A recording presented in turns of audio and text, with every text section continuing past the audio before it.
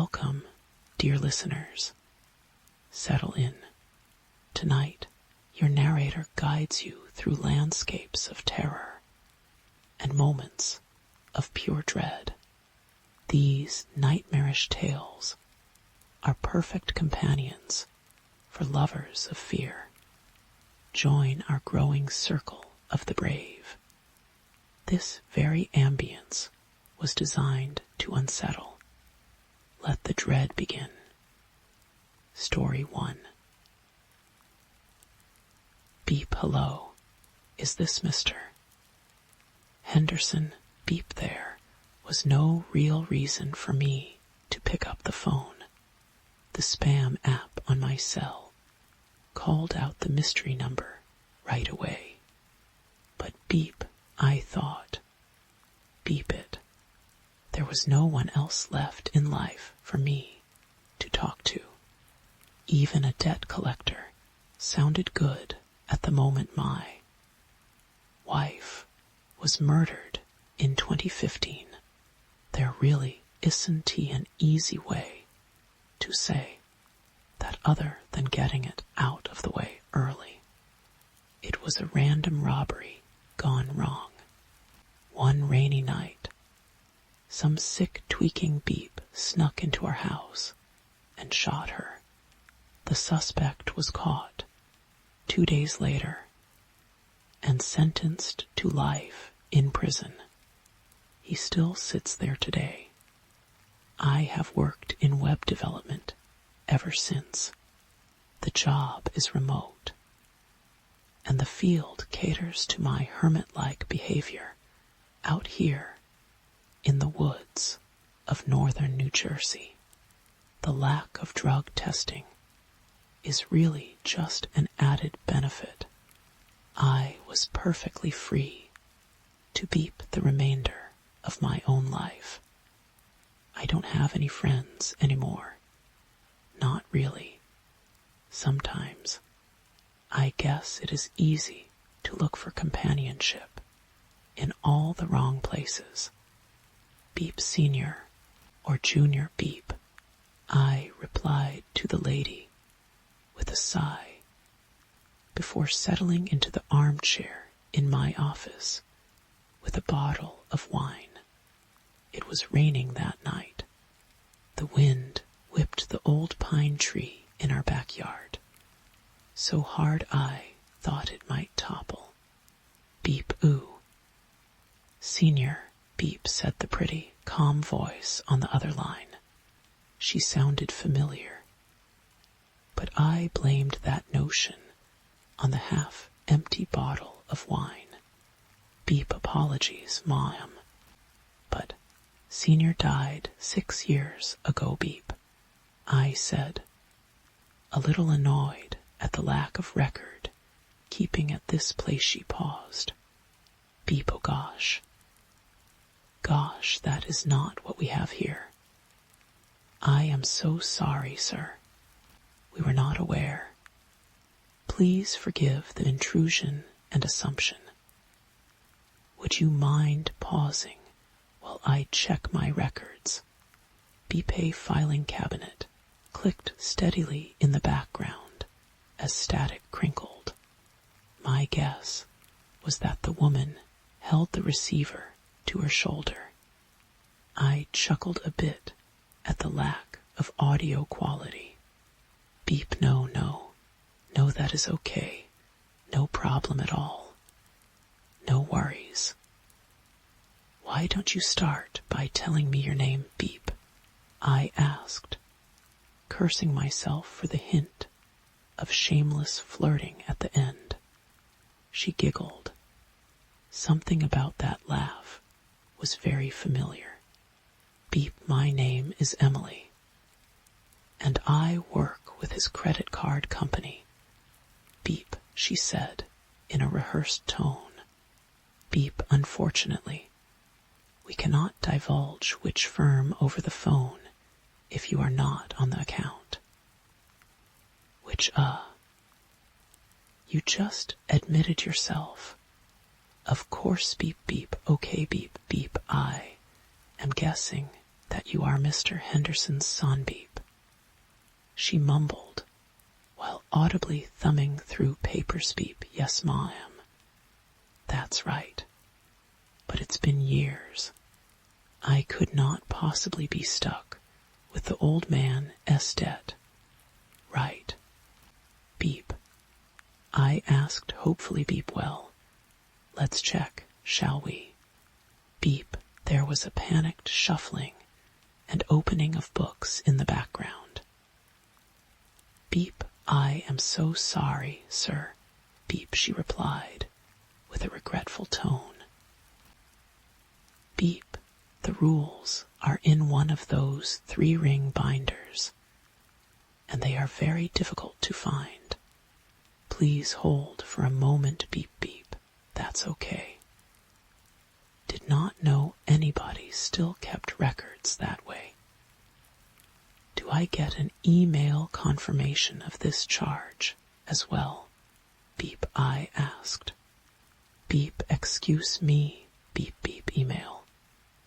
Like electronic mail. "A confirmation of the charge?" Beep, I asked again, allowing my confusion to turn to frustration. What was this Lady S problem? Beep, we don't do that here. Still a few years away from all those fancy features. Beep, she continued. Beep, but as you know, late payments are a pretty serious issue. They can even affect the credit score of an individual when a large amount has not been paid. Beep, beep, okay, of course. Beep, I said, genuinely starting to grow worried and a bit flustered. Beep, what can I do? Beep, beep, is there a Mrs. Henderson in the household? Beep, she asked quietly. Beep, Mrs. Henderson died in 6. Beep, beep, what year did you say?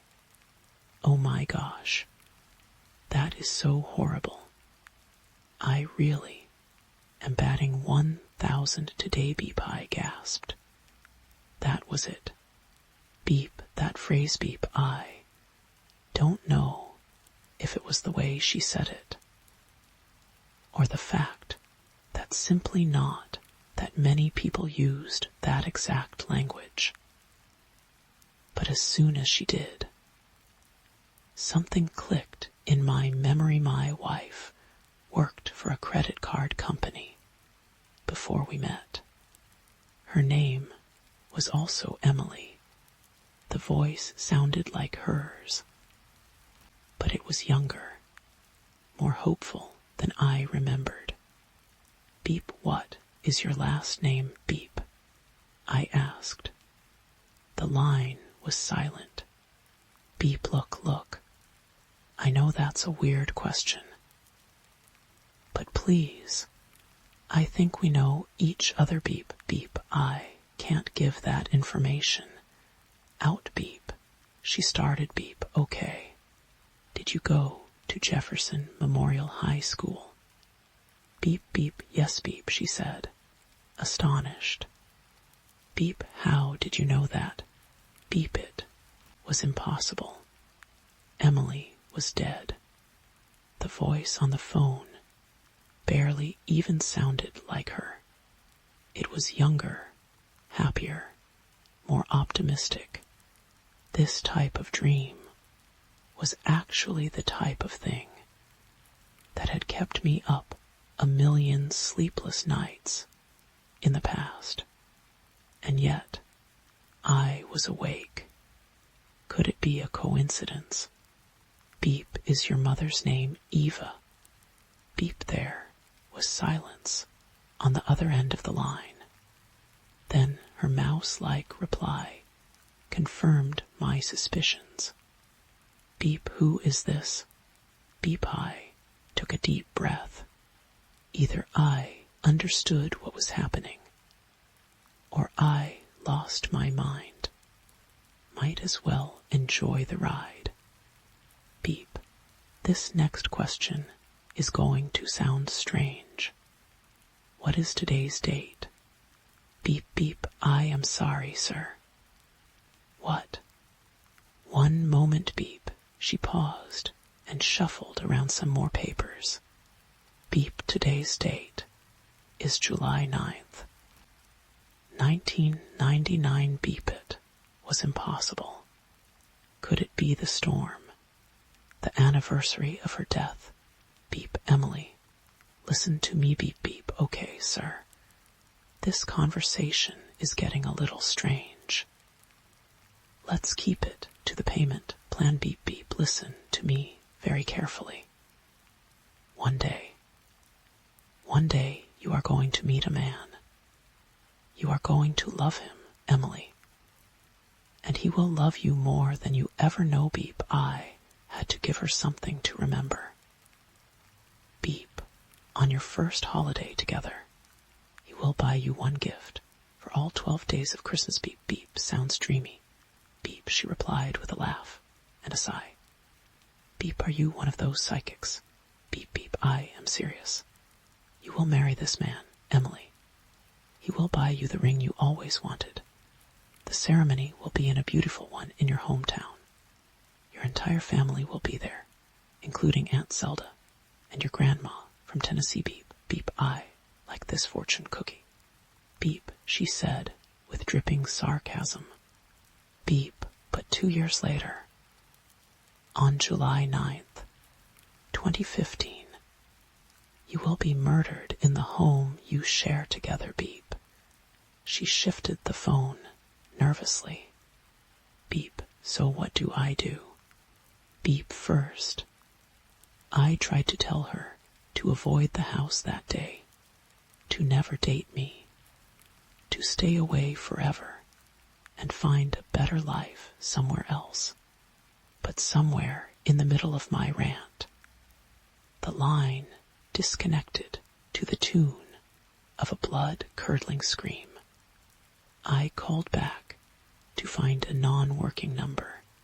She never answered again. I fell asleep listening to the thunder rolling through the sky.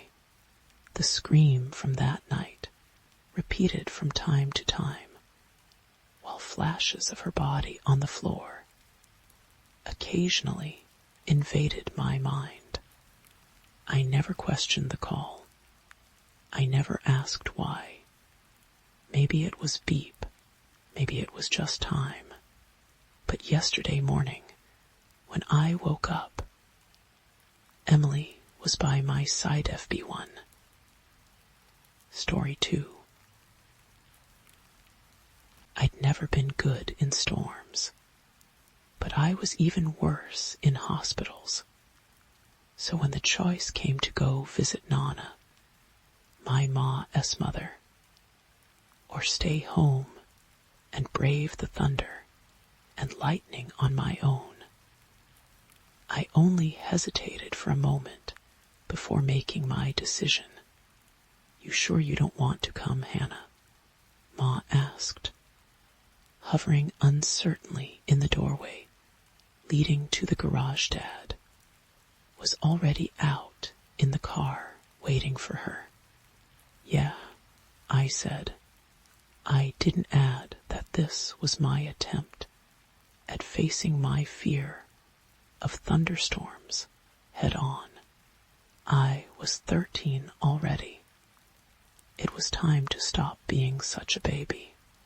Besides, I'd have Thaddeus, our 5-year-old Lhasa Apso, with me. It wasn't like I'd be totally alone. Okay, we have our beepers if you need to reach us. Ma shifted the large photo album in her arms and continued to linger. We'll only be a couple of hours. Behind her, the garage door creaked open and the car started. Dad's signal that he was getting impatient. I'll go with you next time. Tell Nana I said hi. Ma planted another quick kiss on my head and checked just one more time that I was beep-serebeep. I wanted to stay home before finally leaving. I watched my parents pull out of the driveway from the living room window, trying to ignore the beep, angry clouds gathering overhead. And once they were out of sight, grabbed Thaddeus and went to my room to read the storm. Broke only moments later. The first peal of thunder had my little dog pressed against my side. The second had him shivering so hard that my whole bed vibrated. I cuddled him close and whispered soothingly to him, hoping that he didn't notice how I jumped with every rumble or flash of white lightning, and tried to distract both of us by reading aloud. It worked for a while. I was so focused on the story that the howling wind and pounding rain became background noise. Thaddeus continued to shake, but between keeping his face buried in my side and the sound of my voice, it became more intermittent, only occurring when thunder actually rolled. I had thought we could ride out the whole storm together, that way a particularly bright flash of lightning, followed by the immediate and sharp crack of thunder. However, proved me wrong. I squealed, Thaddeus whined, and we both bolted from my room, leaving my book face down and forgotten on the bed. I was hungry anyway. I grumbled, trying to save face as we hurried down the steps towards the kitchen. I turned on every light on the way down. It made me feel better, less alone, less like Mother Nature was going to burst through my windows. Thaddeus stuck close to my feet while I went from the pantry to the fridge and then back again, trying to decide what I wanted to snack on the phone, ringing shrilly from its place on the wall beside the fridge. Made my heart skip. A beat it rang just once, and then went silent. I swallowed hard and looked down to Thaddeus, like he was the one who had been startled, and said, "It's just the phone. It's okay." He licked his lips and wagged his tail once in response. I knew he just wanted a bite of cheese, but I took it to mean he agreed that we were fine. It had probably just been a misdial or something, and the person had hung up when they realized they made a mistake. I put together a little plate of tortilla chips and cheese, some of which went to Thaddeus, and stuck it in the microwave to melt. Once it was done, we took our snack and went to the living room to watch cartoons at a high enough volume to block out the storm a few minutes after we'd sat down. The phone on the living room table rang, a little less on edge this time. I reached for it and plucked the receiver from its cradle. Hell, I started to say, but was cut off by the dial tone. I frowned and set the phone back down. Maybe the storm was messing with the lines or something. I thought I remembered Dad saying that could happen when the weather got bad. Nothing to be scared of, I said to Thaddeus. He draped himself across my lap. his eyes fixed on my nachos. I giggled and, bleeding heart that I was, gave him one. When a gust of wind rattled the nearby windows, we huddled closer together, and I turned up the TV. Even more, we made it part way through an episode of my show before the phone went off again. This time, I only sat up slightly to look at it. It stayed quiet after that single ring. I tried to dismiss it like I had before, but a line of goose pimples had started to creep up the back of my neck, and I rubbed it roughly. Don't be a baby. I repeated to myself a few times. It's just the phone. I tried to pay attention to the TV again, but every few seconds, I'd find my eyes slipping back to the phone the next time it rang. About 10 minutes later, the lights overhead flickered. Just once, another single ring, and then silence outside. The storm continued to batter the house, and the lights dimmed again before coming back on fully. My heart was pounding in my chest, and I suddenly had the urge to use the restroom. I gave Thaddeus a quick pat and leapt off the couch to run down the hall to the bathroom. I was in the middle of washing my hands when the lights went out, and the bathroom was plunged into total darkness. I whimpered and groped around for a towel to dry my hands, and then for the handle. There were flashlights in the junk drawer in the kitchen.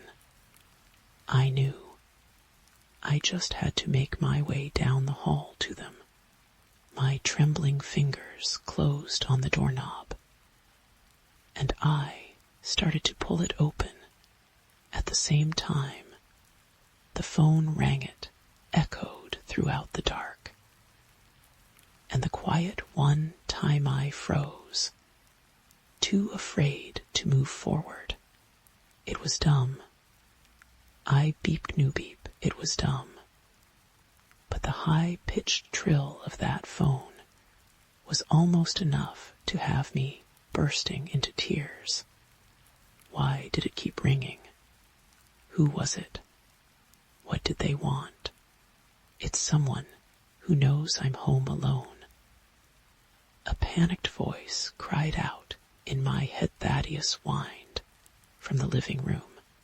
He was alone, and as scared as I was, and I had to get to him. It was the only thing that got me moving again. I bit my lip, bowed my head, and charged down the hall to the kitchen. The junk drawer was thrown open, and I felt around wildly until I found one of the flashlights that was kept there. I switched it on and followed its thin beam of light to the living room. Lightning lit up the house around me for a second, quickly followed by a deep growl of thunder. I forced back a sob and, in a shaky squeak, called for Thaddeus. He whined again, and I shined my flashlight around the room until I found him. He was sitting at the foot of the table. The phone was on, staring up at it. As soon as the flashlight hit it, it rang again. Just once. Thaddeus. I shouted as if I were afraid something was going to reach through the phone and grab him. He continued to look up at it.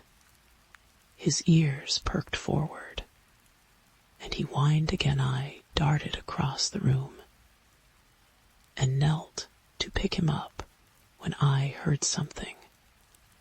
A thump on the front porch, right outside the door.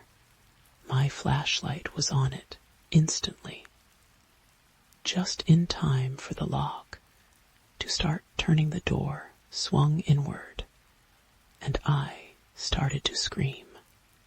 Hannah, calm down. It took me a moment to realize that the figures in the doorway, dripping wet and featureless in the shadows, were my parents. They'd had to come in through the front door, since there was no power to open the garage. I dropped the flashlight on the floor, and Thaddeus and I ran to them, and I fell into my dad's arms. "What is it? What's wrong?"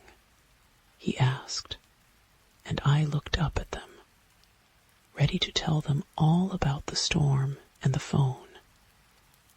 But the words died in the back of my throat. Their eyes were red and puffy, and Ma's face was twisted with an expression I'd only ever seen once before, after her dad's accident 3 years prior, and deep sinking feeling filled my whole body.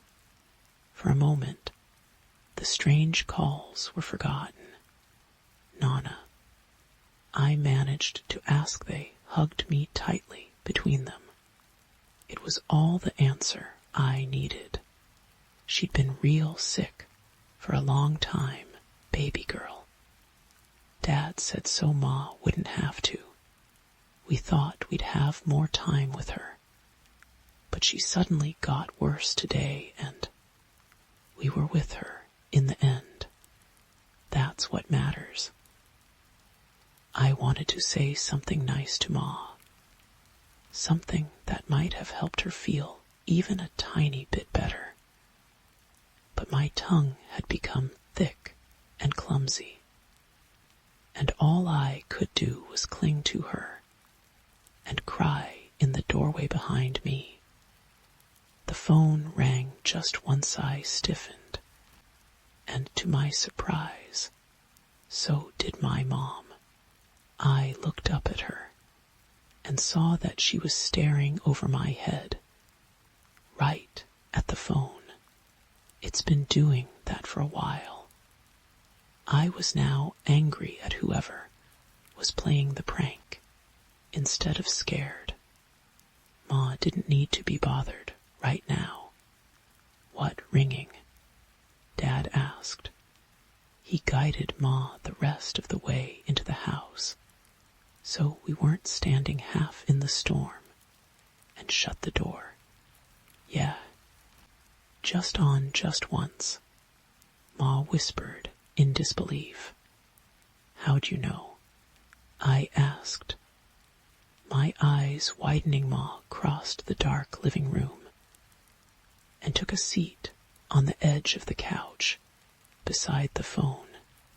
She never stopped looking at it. After I moved out of my parents' house for the first time, I lived an hour away.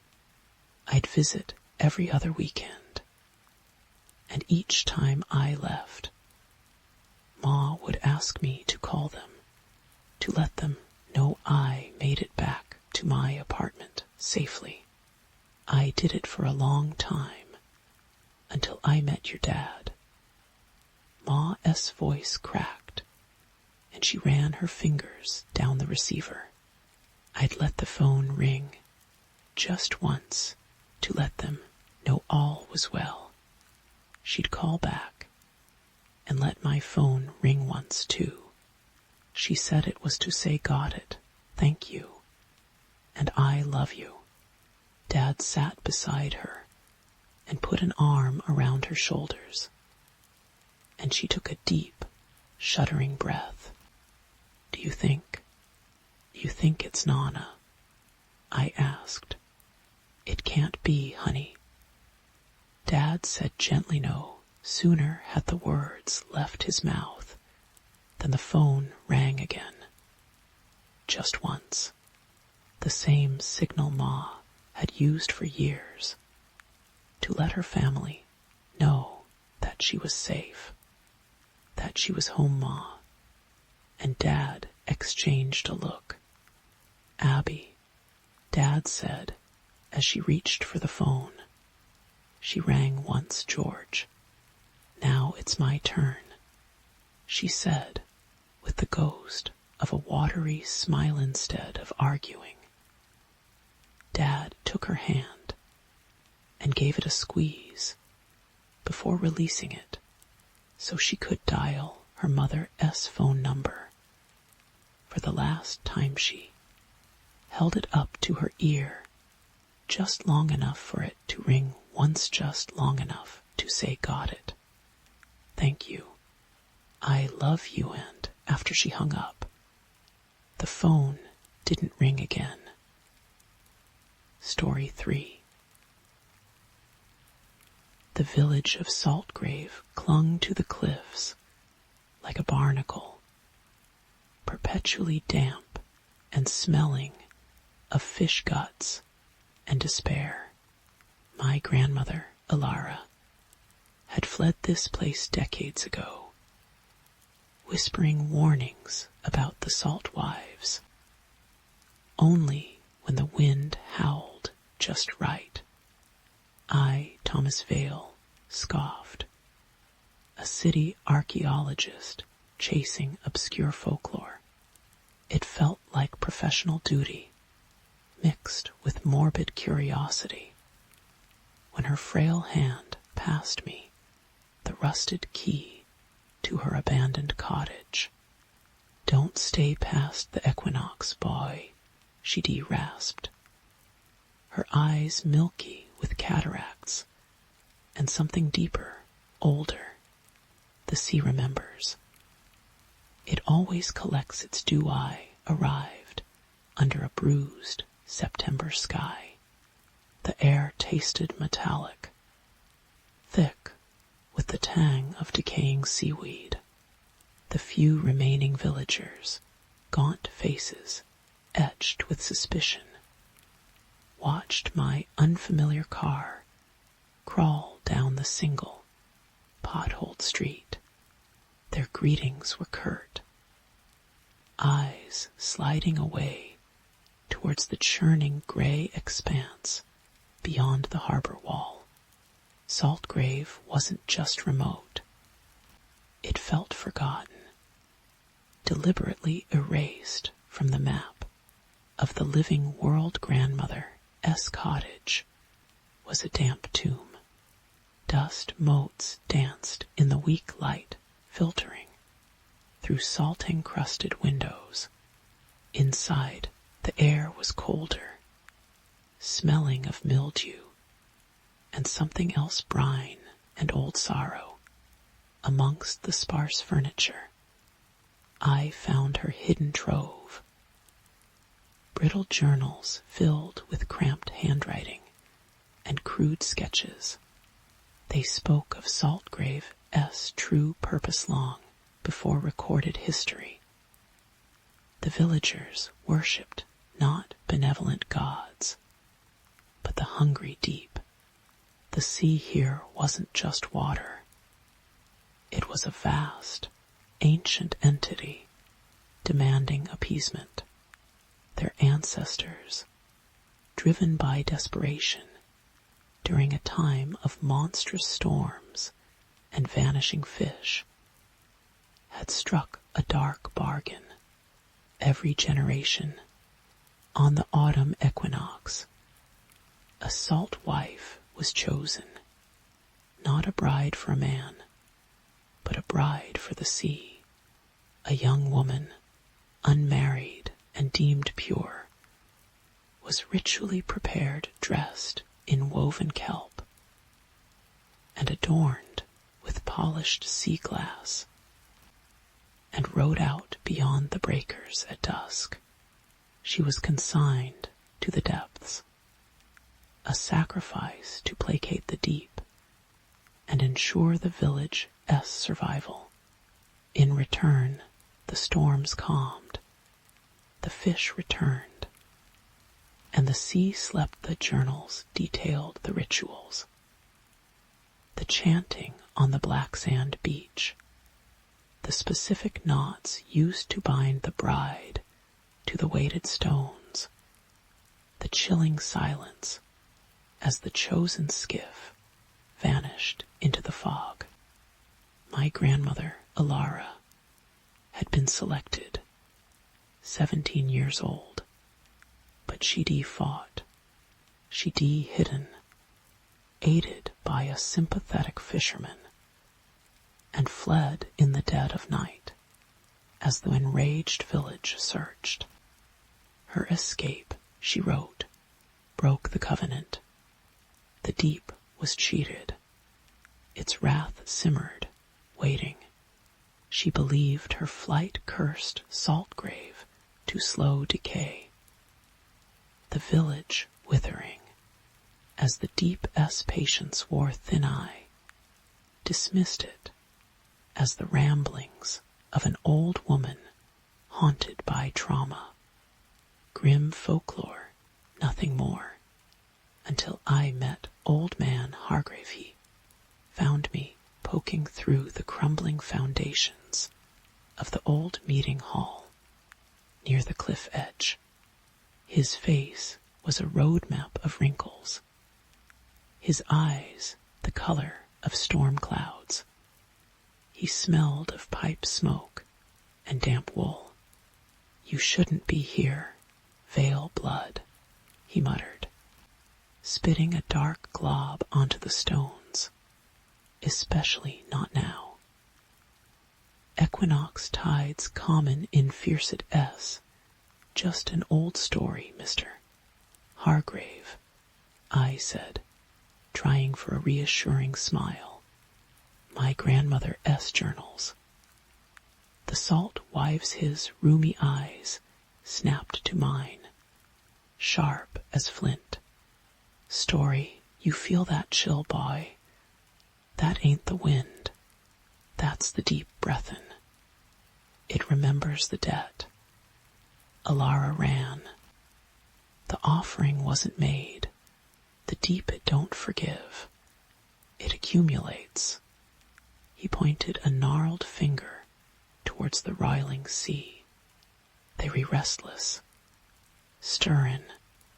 You look out there at dusk, you might see 'em, the ones who went before. Wait," and he shuffled away, leaving me with a knot of cold dread tightening in my stomach. That night, the wind rose to a shriek, rattling the cottage windows. Sleep was impossible, driven by a morbid impulse I couldn't name. I pulled on my coat and walked towards the cliffs. The moon was a sliver, veiled by racing clouds. The sea below was a cauldron of black fury, waves crashing against the rocks with a sound like grinding bones. And then, as the tide reached its peak around midnight, I saw them figures, silhouetted against the phosphorescent glow of the churning water, not swimming, but standing impossibly upright in the depths just beyond the breakers. 5, 6, maybe more. Tall, impossibly thin shapes draped in tattered, flowing shrouds that might once have been kelp gowns. Their heads were bowed, long, dark hair swirling like seaweed in the current. An unnatural stillness emanated from them, a counterpoint to the raging sea, a silent vigil. The salt wives. My breath hitched, frozen in my throat. Hargrave hadn't he been rambling? The dread ID dismissed, solidified into a block of ice in my chest. This wasn't history. It was present. It was real. The next day, the atmosphere in Saltgrave thickened. Whispers flew on the salt-laden wind. A fishing boat hadn't he returned. Young Macy Tallow, only 16, was missing from her bed. Her mother wept silently on her doorstep. Her face a mask of resigned terror. The villagers avoided my eyes, their expressions grim. They knew. The equinox was tomorrow. The deep demanded its due, compounded by decades of unpaid debt panic clawed at me. I had to get Macy out. I confronted Hargrave, finding him mending nets on the deserted pier. The groaning timbers echoing the village despair. They have her, don't they? I demanded. For the ritual. Because my grandmother escaped Hargrave, didn't he look up? The deep don't care about blame, boy. Only balance. Alara's blood brought you back. Salt calls to salt. Maybe the deep wants its original bride's kin to witness, or to settle the account proper. His voice was flat, devoid of hope. They take her tonight. To the Wailing Stone. Like they always did. Desperation fueled me. I spent the day poring over Grandmother S. journals, searching for a loophole, a forgotten counter-ritual, anything. Buried within a description of the binding knots was a frantic, smudged note in Alara S. later hand. The knot at the heart, the kelp braid. Cut the central strand before the stone touches water. It weakens the deep S claim. Only a moment. Only a chance. It was thin, desperately thin, but it was all I had. Dusk on the equinox arrived like a bruise spreading across the sky. The wind died abruptly, leaving an eerie, suffocating silence, broken only by the relentless sigh of the sea. I hid among the jagged rocks near the Wailing Stone. A massive, wave-smoothed monolith jutting from the black sand beach at low tide, carved with spirals and figures that made my skin crawl. Saltgrave S. remaining inhabitants, perhaps 20 souls, emerged from the shadows. They moved like sleepwalkers, their faces pale and expressionless in the failing light. They carried torches that burned with a sickly greenish flame, casting long, dancing shadows that seemed to writhe with a life of their own. 4 men dragged a struggling, gagged figure towards the stone. Macy. Her eyes were wide with primal terror, reflecting the unnatural torchlight.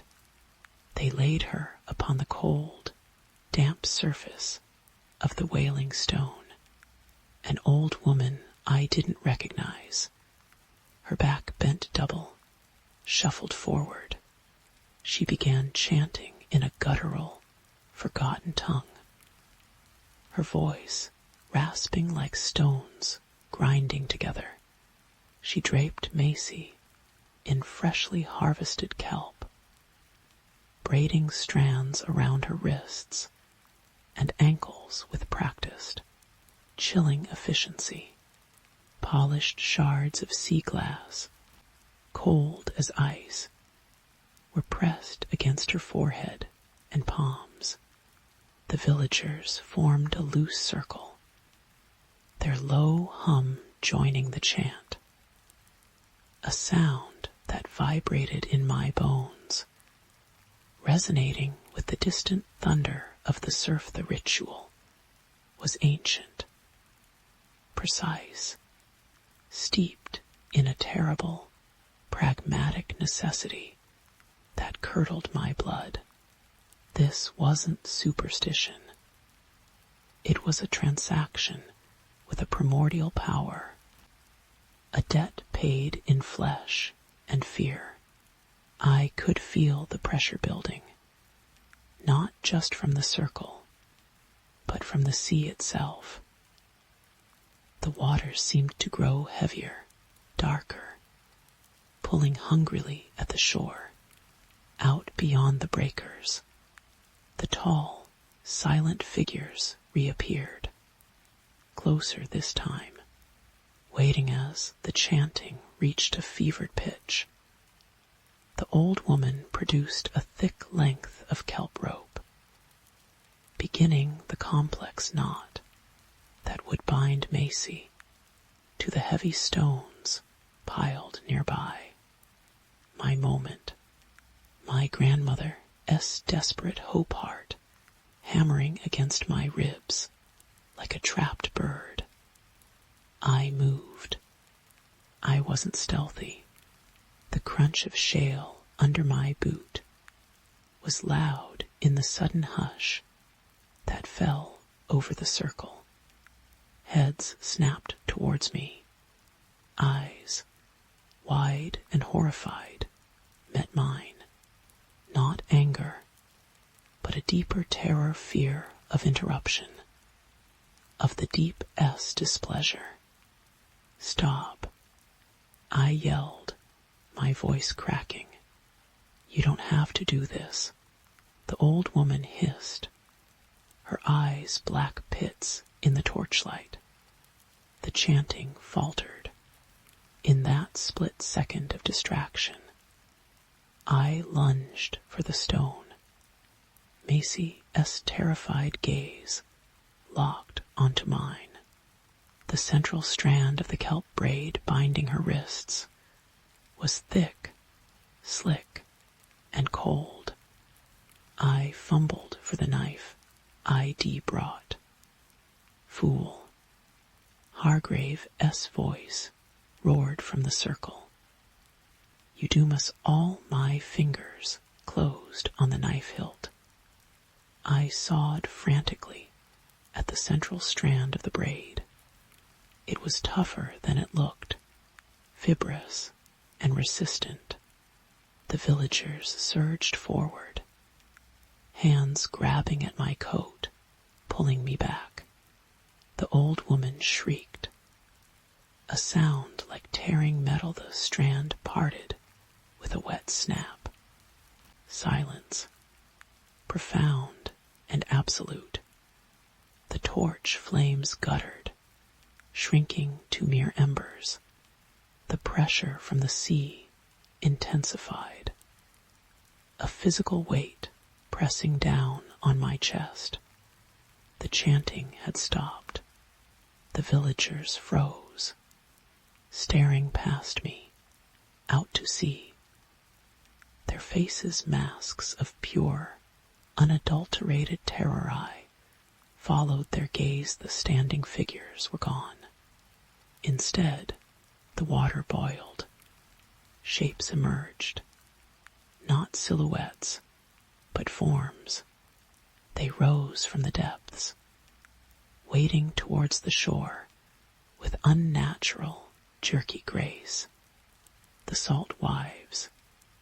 Their shrouds were rotted rags, clinging to skeletal frames. Skin stretched taut over bone, had the pallor and texture of waterlogged parchment, mottled with dark patches like deep-sea bruises. seaweed tangled in their long, floating hair, which obscured faces that were only suggestions, hollow sockets where eyes should be, ragged openings for mouths. They moved silently, but the water hissed and steamed around them as if repelled by their profound cold. The stench hit me brine, decay, and the metallic tang of deep ocean trenches, a smell of primordial depths and forgotten graves. They weren't just claiming Macy. They were coming ashore. The villagers broke.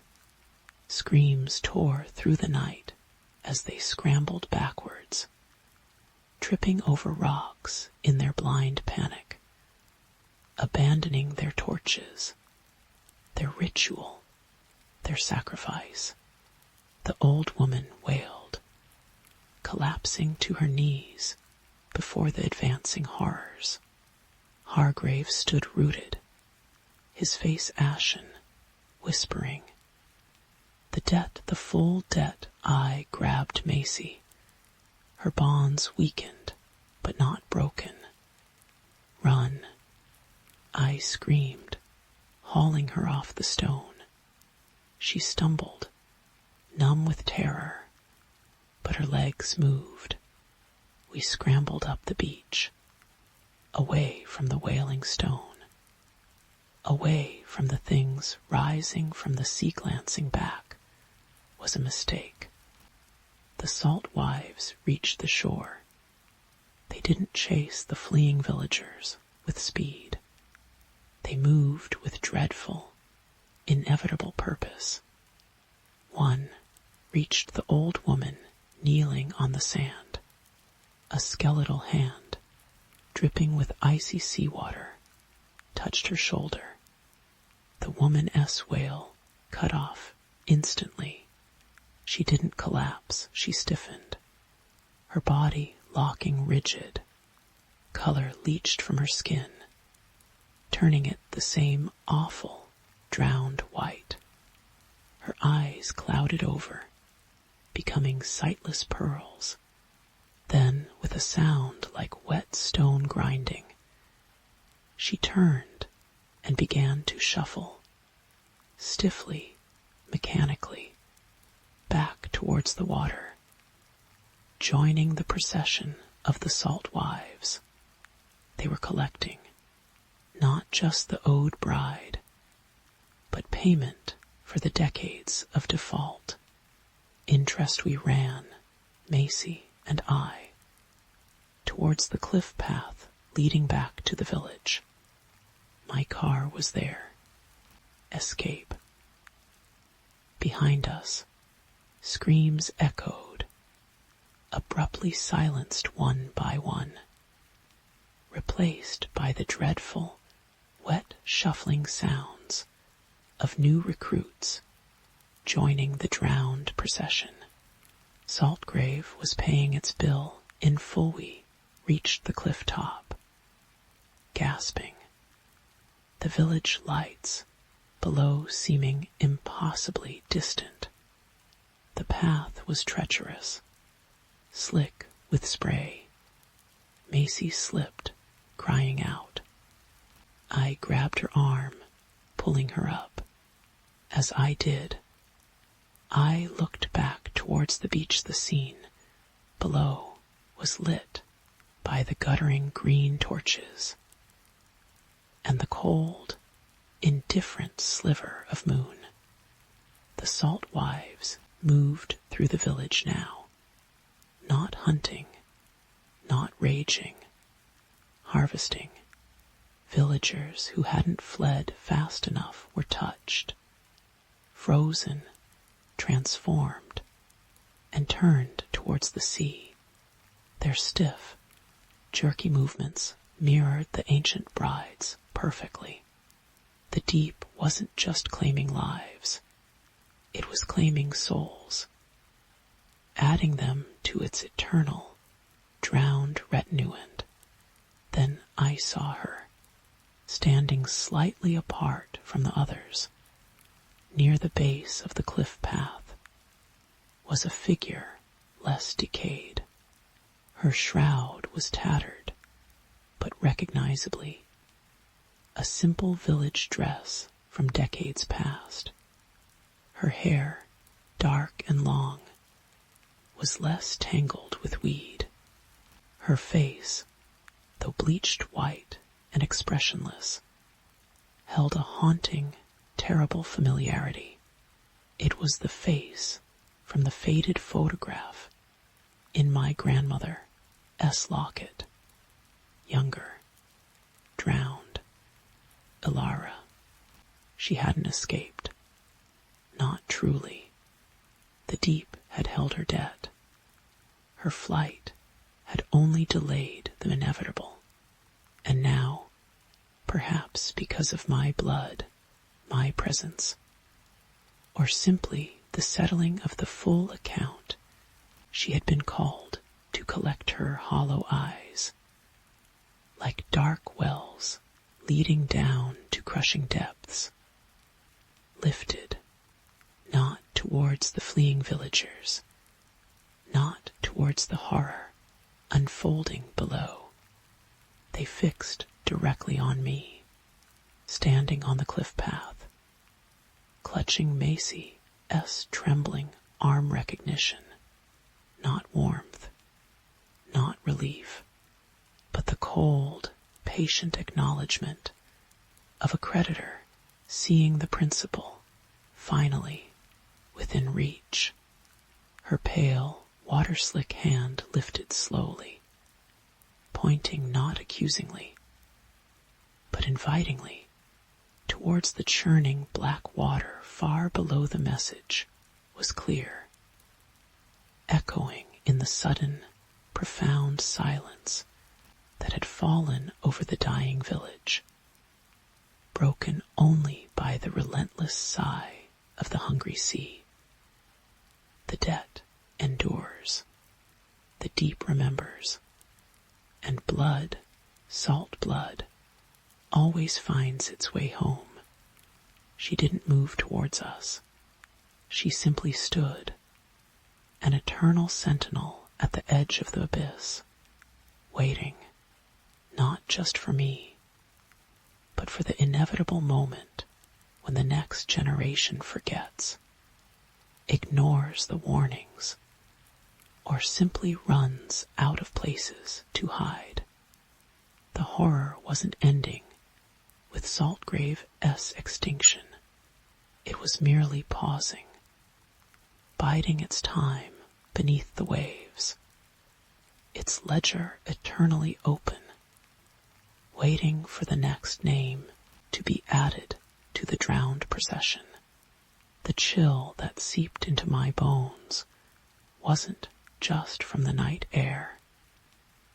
It was the touch of the abyss, the understanding that some debts can never be repaid, only inherited, and the CS patience is as deep and as endless as its darkness.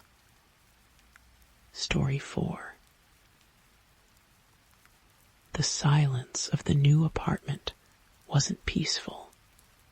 It was a held breath. Mark had moved in 3 weeks ago, fleeing the noisy chaos of shared accommodation for the promise of quiet solitude in this slightly too large, slightly too cheap one-bedroom on the outskirts of the city.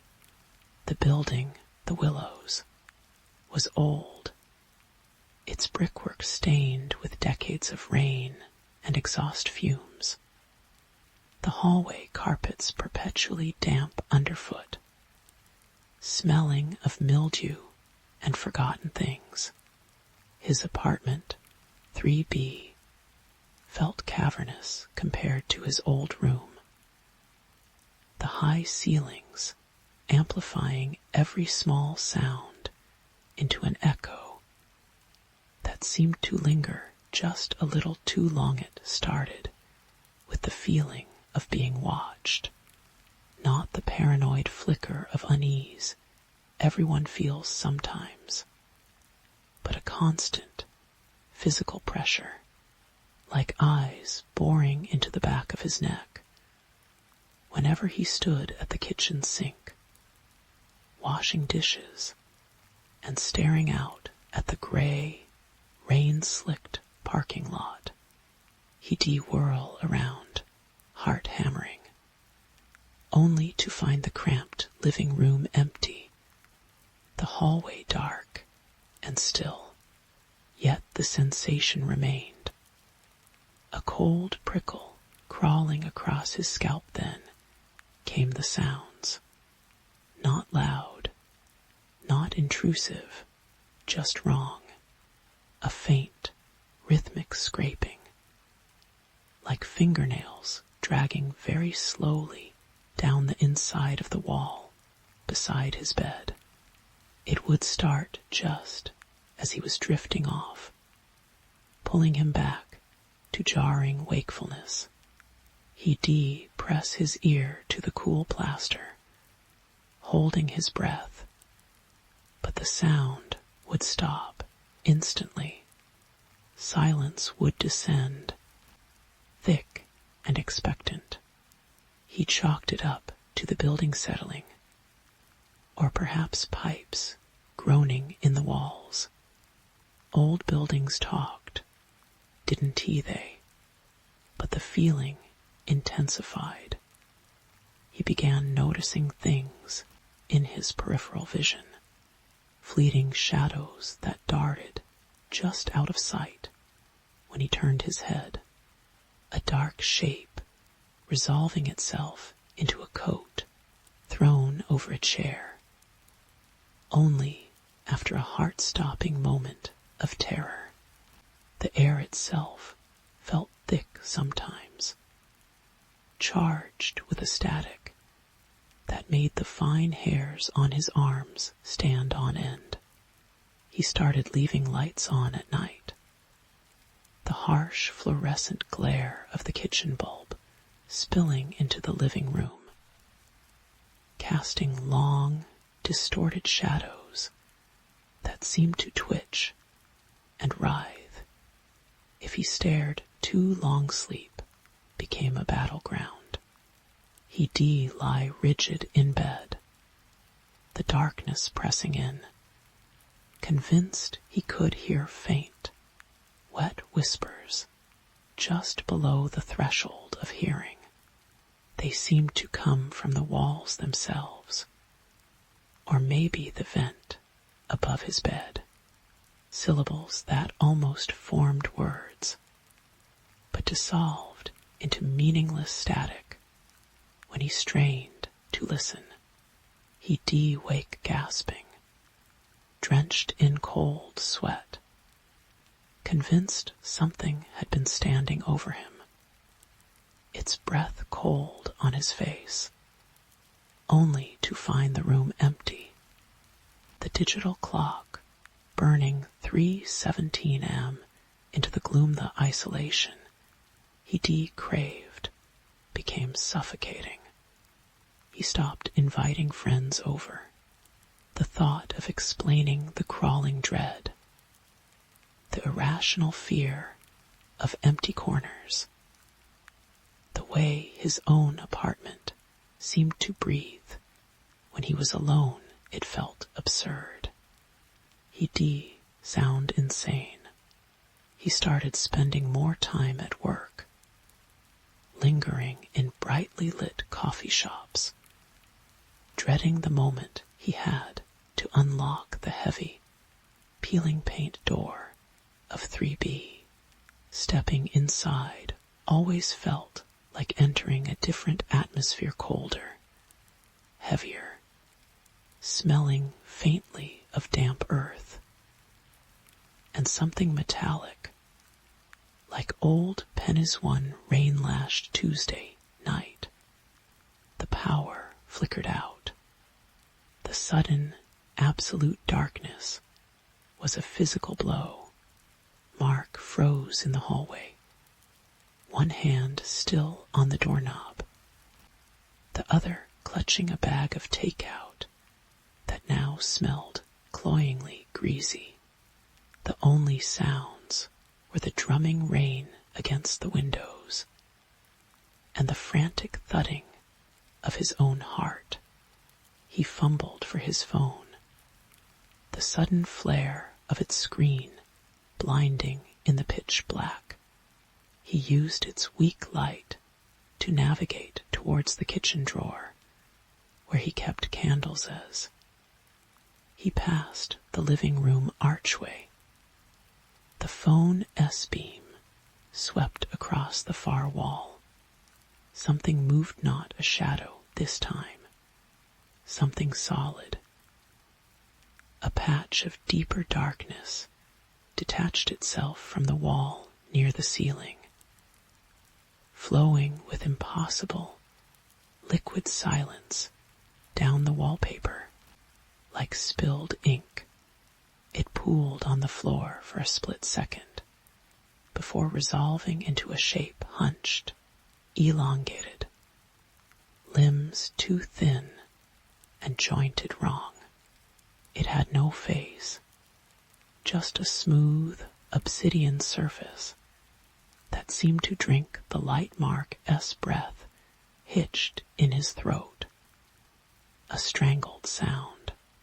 The phone trembled violently in his hand, the beam jerking away. When he forced it back, sweat-slick fingers slipping on the casing. The spot was empty, just the faded floral wallpaper, damp patches staining the pattern. The smell of damp earth was stronger now, almost overpowering, mixed with that coppery, tangy didn't he light a candle. He backed slowly into his bedroom, locking the door, then wedging a chair under the handle. He sat on the edge of his bed, phone clutched like a talisman. Its light pointed shakily at the door. The whispers returned, louder now, slithering under the door, coiling around the edges of the room. They weren't in any language he knew, but the intent was clear. Hunger, curiosity, a terrible, patient waiting. He heard the faintest scritch on the other side of the door. Near the floorboards hours crawled by. The rain lessened. The whispers faded. But the feeling of being watched intensified, focused now on the thin barrier of the bedroom door. Exhaustion finally dragged him into a fitful doze. Sitting upright, phone still clutched, its battery icon blinking a weak red warning. He dreamed of the walls. Not the walls of his apartment, but walls made of shifting, coalescing darkness. Shapes moved within them, pressing against the surface from the other side, stretching the membrane thin. He saw glimpses of impossible angles, eyes like chips of frozen void, and felt a cold, vast intelligence observing him, dissecting his fear. He heard a voice, not a whisper this time, but clear and cold as glacial ice, speaking directly into his mind. We see the hollow places, the quiet spaces. We find the cracks. He woke with a gasp, sunlight slicing through the gaps in his cheap blinds. The power was back on. The chair was still wedged under the door handle. Relief washed over him, weak and trembling. Just a nightmare, a stress-induced hallucination. fueled by exhaustion and the power outage. He almost laughed, the sound brittle and unconvincing in the quiet room. He needed coffee.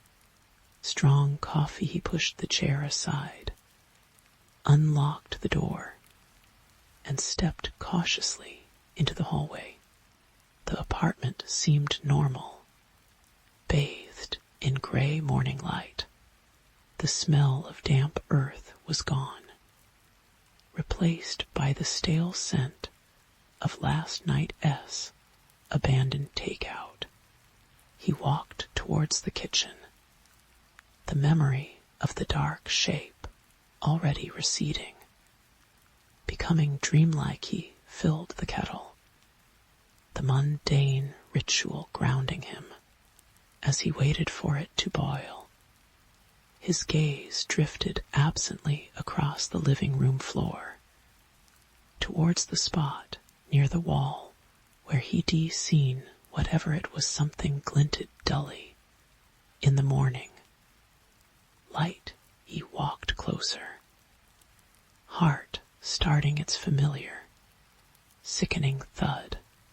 Lying on the worn carpet, directly beneath the damp patch on the wallpaper, was a single, perfect black feather.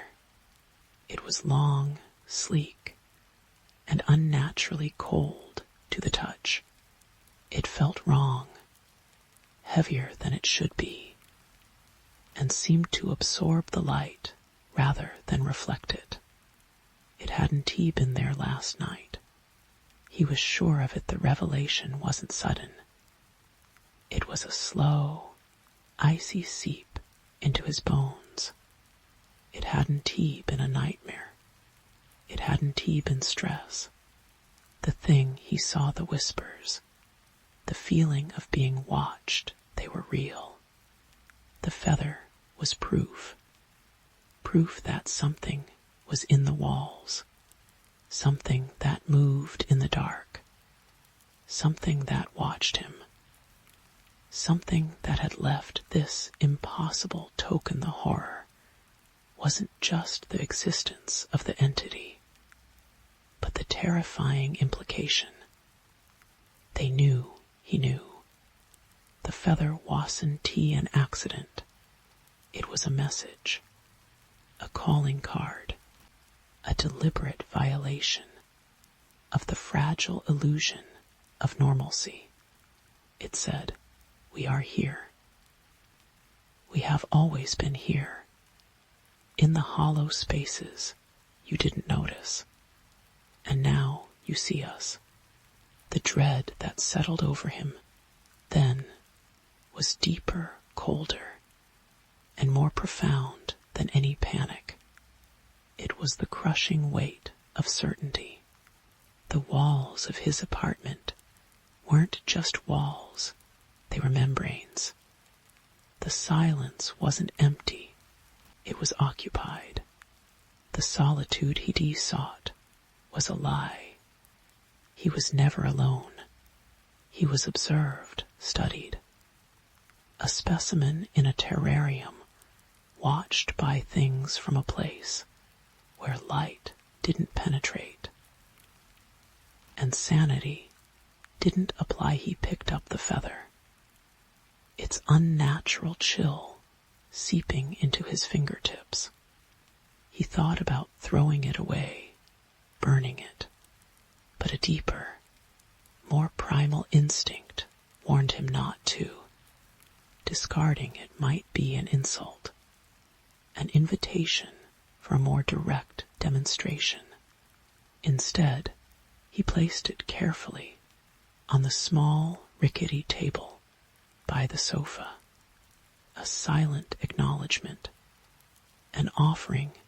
Perhaps that night the whispers returned, louder, closer. They weren't just under the door now. They seemed to emanate from the very air around his bed. He lay rigid, eyes wide open in the darkness. The feather a cold, invisible invisible presence in the other room. The feeling of being watched was no longer a pressure on his neck. It was inside the room, a palpable presence hovering just beyond the edge of his vision. He could feel its attention, like a physical weight on his chest, making it hard to breathe. He heard the faintest rustle, not from the door this time, but from the baseboard near the head of his bed, a dry, papery sound, like insect legs skittering over wood. He didn't scream. He didn't move. He simply lay there, paralyzed by the icy certainty that the things in the walls were no longer content to watch from the periphery. The feather was an open door, the hollow places within him, his loneliness, his fear, his very perception of reality were cracks they could widen. The revelation wasn't just about their existence. It was about his own vulnerability, his role as the observed, the occupied. The silence stretched, thick and suffocating, broken only by the frantic drumming of his own heart and the soft, relentless rustling in the dark. Inching closer to the side of his bed, the darkness wasn't empty. It was full, and it was very, very close.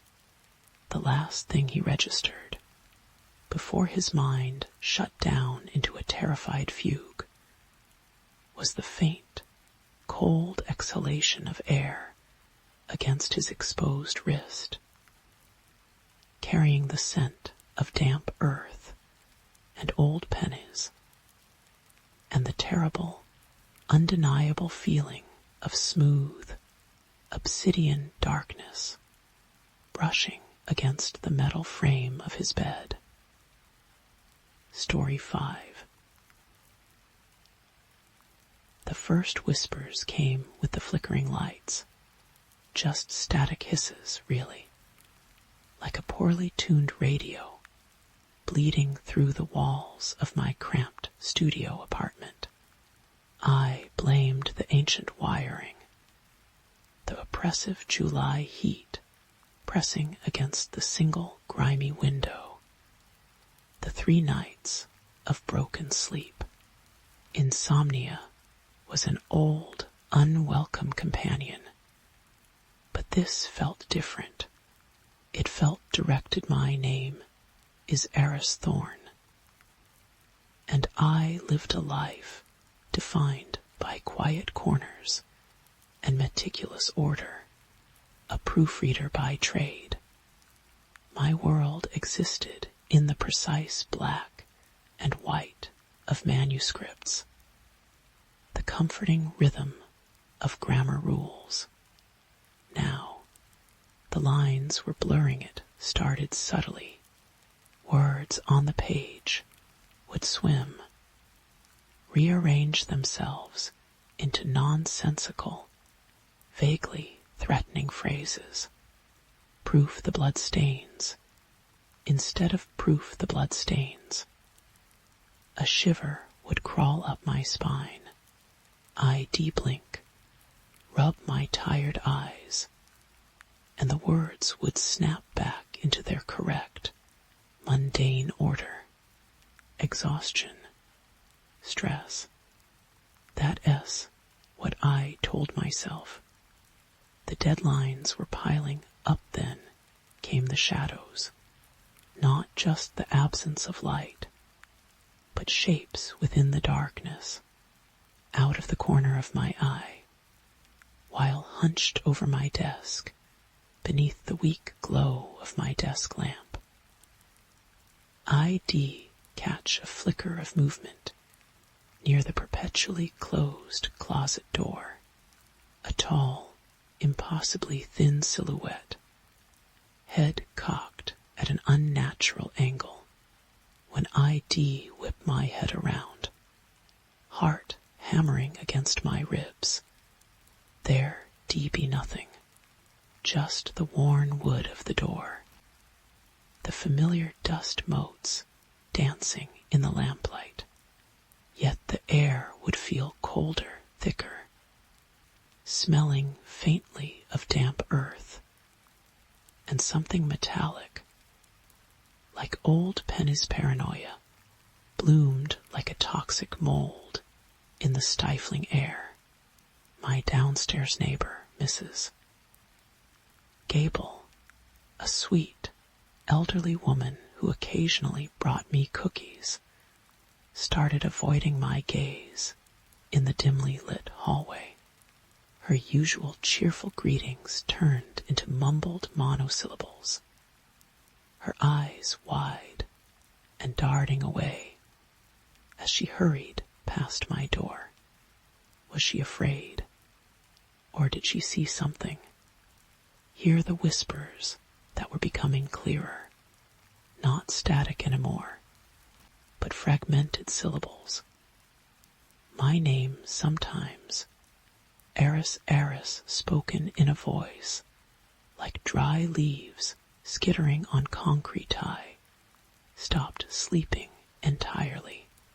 Every creak of the old building settling became a footstep on the stairs. The gurgle of the pipes transformed into choked, liquid gasps. The darkness wasn't just empty. It felt occupied. I began barricading the door at night with a rickety chair wedged under the knob. The tiny window, overlooking a narrow alley perpetually stained with grime, felt like a giant eye watching me. I taped thick cardboard over it, plunging the apartment into perpetual gloom, broken only by the harsh glare of my desk lamp. The claustrophobia was a physical weight, pressing down, making each breath a labor. My perception fractured. Time lost meaning. Hours could feel like minutes. Minutes stretch into agonizing eternities. The walls, once a bland, inoffensive beige, began to breathe.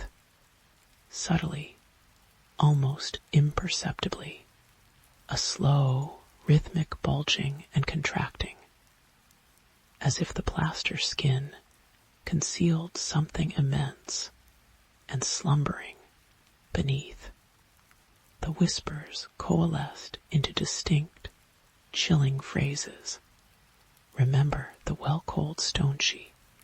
Couldn't tea climb ice, flooded my veins. A well, cold stone, a memory, long buried under layers of denial and years of practiced forgetting, clawed its way to the surface. Not a dream, not a nightmare, but a shard of my past, sharp and jaggedly. My younger sister. We were children, playing in the overgrown woods behind our grandmother S. decaying farmhouse. We found the old stone well, hidden by brambles, its wooden cover half rotted away. A dare, stupid childhood bravado. I dared her to walk across the crumbling edge. She'd been hesitant, scared. I taunted her, called her a baby. She took a step. The ancient stones gave way. A scream cut short by a sickening, wet thud far below the official story. A tragic accident. A curious child exploring alone. They found her broken at the bottom. I'd never spoken a word. Buried the truth, buried the guilt, buried her accusing eyes as she fell, buried it so deep I'd almost convinced myself it hadn't happened that way. Almost now, the apartment wasn't just breathing. It was weeping. Dark, viscous streaks, like tears of tar, began to seep from the corners where the walls met the ceiling. They oozed downwards, slow and relentless, gathering in thick, glistening pools on the peeling linoleum floor. The smell intensified damp earth, iron-rich blood, and beneath it, the sweet, cloying scent of decay. The whispers became Ellie's voice, thin and reedy, echoing from the very walls, the floor, the air itself. Eris, why didn't you help me? The stones were so cold. You let me fall. No. I screamed, clamping my hands over my ears. But the voice wasn't external. It vibrated inside my skull, rattling my teeth. It was an accident. I was a child. My own voice sounded cracked. Alien, the black tears multiplied. They ran down the walls like open wounds, converging on the center of the room. The breathing of the walls grew more pronounced. A deep, subterranean rhythm that made the floor tremble beneath my feet. The flickering silhouette near the closet door became more frequent, more defined. It wasn't just tall and thin. It had elongated, grasping fingers, and a head that seemed to elongate and contract like a pulse. It didn't move towards me. It simply watched. Its presence was a suffocating pressure against my sanity reality, warped completely. The cardboard over the window peeled back of its own accord, revealing not the grimy alley, but a moonlit view of dense, skeletal trees. And in the distance, the crumbling silhouette of Grandma's farmhouse. The scent of pine needles and loam flooded the apartment, mingling nauseatingly with the smell of decay. The black tears on the floor began to coalesce, rising, forming a shape, small, childlike, a silhouette of pure liquid shadow, featureless, but radiating an unbearable sense of loneliness and accusation. You watched, Ellie's voice hissed, not from the shadow, but from everywhere and nowhere. You watched me fall. You laughed, memory flooded back, raw and unvarnished.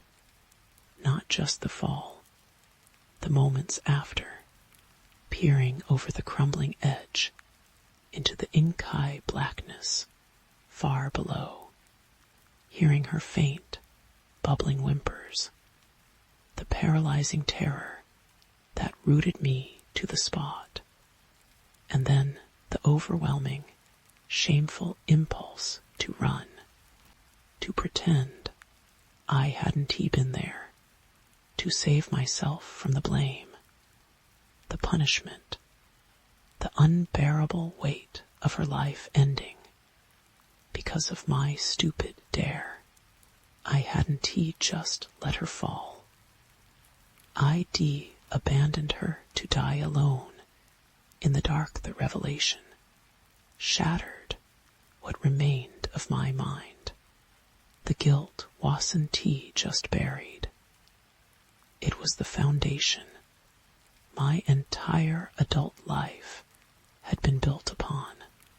Every choice, every retreat into solitude, every obsessive need for control, it was all a desperate attempt to wall off that festering truth. Now the walls were bleeding it out. The shadow figure near the closet took a step forward, not a walk, but a glide, silent and horrifyingly fluid. The air temperature plummeted. The child-shaped pool of black tears on the floor began to rise, forming a crude, dripping head that slowly turned towards me. The whispering became a cacophony, LES voice, overlapping with the dry leaf static, with the deep, groaning breath of the walls, all chanting the same terrible truth. You let her die, you let her die, you let her die. I backed away, stumbling over discarded takeout containers, my breath coming in ragged, panicked gasps that fogged the frigid air. There was nowhere to go. The apartment, my self-imposed prison, had become the well. The walls were the cold, unforgiving stones. The shadows were the darkness that swallowed Ellie whole.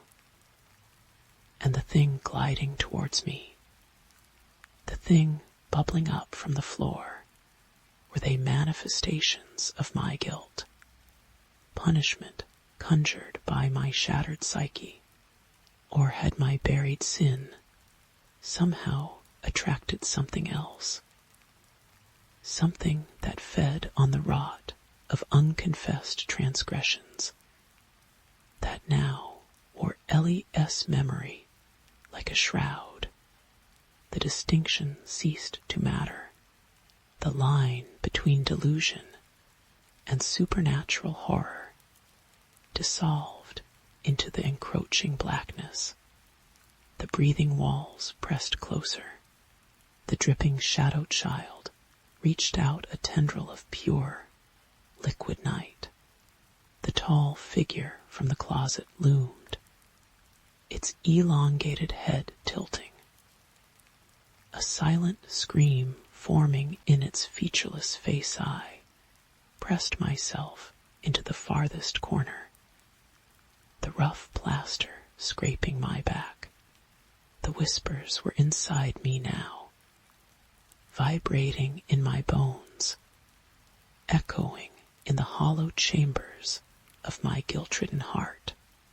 The black tears flowed freely down the walls, converging on my feet, cold and viscous. They began to climb, up my ankles, my calves, an icy, suffocating embrace. The last flicker of my desk lamp guttered and died, plunging the room into absolute darkness. Not the absence of light, but a presence thick, hungry, and ancient. It smelled of the deep earth at the bottom of a forgotten well. In that consuming blackness, two things happened simultaneously. A small, impossibly cold hand grasped mine with the brittle strength of old bones, and a single guttural whisper, devoid of any static, devoid of LES voice, but saturated with a malevolence that froze the blood in my veins, slithered directly into my ear from the empty space beside me. She remembers. And now so do we. The darkness closed in, not like a curtain, but like water filling a drowning man's lungs. The cold seeped deeper than skin, deeper than bone, reaching into the core of where Eris thorn used to be, the whispers wherein tea just sound now. They were the only reality, etching the final, terrible truth onto the crumbling walls of my consciousness. A truth that would linger long after the last flicker of thought was extinguished in the suffocating embrace of the well that was never really sealed, only waiting. Story 6. The silence in Clara S. apartment wasn't empty. It was thick, like congealed gravy left too long in the fridge. It pressed against her eardrums, a physical weight that made the mundane sounds of her existence, the rhythmic tick-tick of the kitchen clock, the low hum of the refrigerator, seem unnaturally loud. Intrusions in a space that felt increasingly occupied. It started subtly, as these things often do, a flicker at the edge of vision, gone before she could turn her head, the sense sharp and sudden that she wasn't alone when she knew, rationally, she was. Just Clara, rattling around in the echoing 3-room flat she de-inherited after her sister, Alara, vanished without a trace 2 years ago. The police called it a runaway. Clara knew it was something else. Alara wouldn't he leave her then, came the light. Or rather, the absence of it began in the hallway bathroom. Clara flicked the switch, and the fluorescent bar above the mirror didn't he ignite with its usual sterile buzz. It flickered weakly, casting long, trembling shadows that seemed to writhe on the tiles. The light felt thin, diluted, like milk mixed with water. She changed the bulb, but the next night it was the same. Then the lamp beside her reading chair in the living room seemed to dim perceptibly. Whenever she sat down, the circle of illumination shrinking, pushing the corners of the room into deeper, velvety darkness that seemed to pulse with unseen life. It wasn't just dimmer. The light itself seemed sapped. Its energy leached away, leaving behind a cold, grayish residue that did little to illuminate, and much to distort the air. Grew colder too, particularly around dusk. Not a refreshing coolness, but a dank, subterranean chill that seeped through her socks and made her bones ache. It carried a scent faint at first, then undeniable of damp earth, and something else, something sweetly rotten, like forgotten fruit fermenting in a cellar. It clung to her clothes, her hair, invading her nostrils, until she could taste it at the back of her throat. A metallic tang mixed with decay sleep became a battleground. Dreams were fractured mosaics of Alara's terrified face, her mouth open in a silent scream, superimposed over images of endless, lightless corridors. Clara would wake gasping, drenched in cold sweat, the oppressive silence heavier than ever, and always the conviction that something was standing just beyond the fragile circle of light cast by her bedside lamp. She started leaving it on all night. Its glow was pitifully weak now, barely pushing back the dark beyond her bed. But it was a lifeline one rain-lashed Tuesday. The power went out entirely during a violent thunderstorm. Clara fumbled in the pitch black. The smell of damp rot suddenly overwhelming. The silence, now a roaring vacuum in her ears. She found a box of long-neglected candles in a kitchen drawer. Lighting one, the small, dancing flame cast monstrous, leaping shadows on the walls. The light felt precious, fragile, holding the candle aloft. She ventured towards the living room, her heart hammering against her ribs like a trapped bird. The flickering flame illuminated the framed photograph of her and Alara on the mantelpiece. They were smiling, arms slung around each other, taken at the beach the summer before Alara disappeared. As Clara watched, frozen, the light seemed to bend around Alara's face in the photo. The smile didn't change, but the eyes darkened, hollowed out into pits of utter despair. A single, impossible tear seemed to well in the corner of the photographed eye and streak down the paper like ink. Clara stumbled back, the candle flame guttering wildly. A low, guttural sound vibrated through the floorboards. Not quite a growl, more like stone grinding against stone deep underground. It resonated in her chest cavity. The cold intensified, biting deep.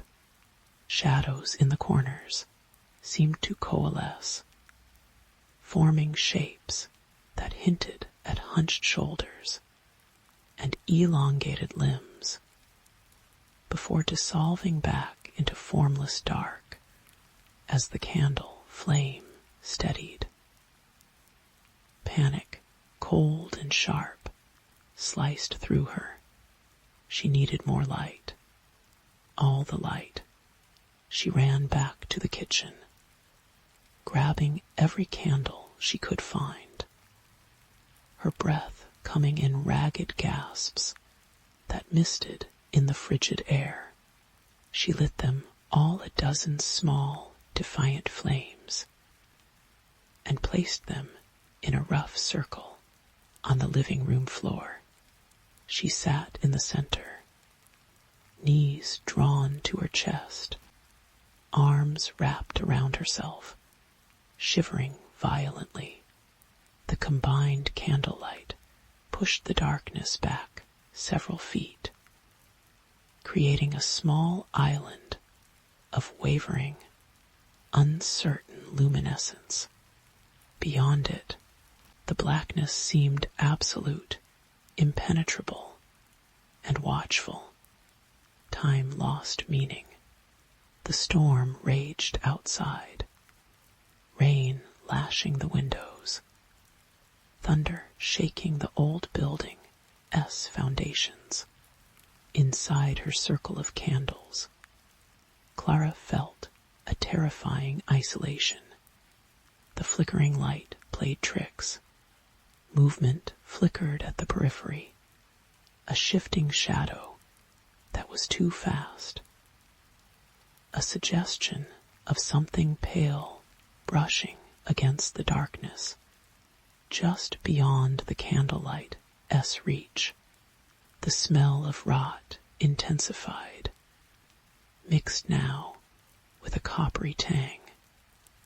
Like old blood-a candle, near the edge of her circle, sputtered violently.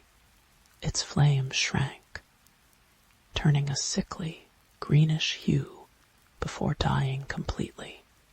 The darkness surged forward, swallowing the space it had occupied. Clara whimpered, scooting further into the center. Another candle, then another, succumbed, not blown out by a draft, but drained. The light simply faded, sucked away into the encroaching dark, leaving behind cold, dead wax, and a deepening sense of suffocation. The circle was shrinking, the island of light diminishing. The air grew so cold her teeth chattered uncontrollably. Her breath plumed thickly in the weak light. The grinding sound returned, louder now, seeming to come from everywhere and nowhere. It vibrated in her skull, and then whispers, not voices she could understand, but sibilant, overlapping sussurrations that slithered through the air like cold snakes, seeming to originate from the very walls, from the deepening shadows just beyond her failing lights. They spoke of hunger, of endless cold, of the sweet terror trapped within her fragile circle. Fear threatened to paralyze her, but beneath the terror, a spark of something else ignited a desperate, clawing need to understand why. Why her? Why this apartment? Why Alara? The whispers seemed to coil around her questions, mocking her. A memory surfaced, sharp and unwanted. The last vicious argument she had with Alara, not about anything important. Borrowed clothes, unpaid rent, ugly words spat in anger. Clara had screamed something awful, something final. I wish you'd just disappear. The memory hit her like a physical blow. Guilt, cold and viscous, flooded her veins, heavier than the external chill.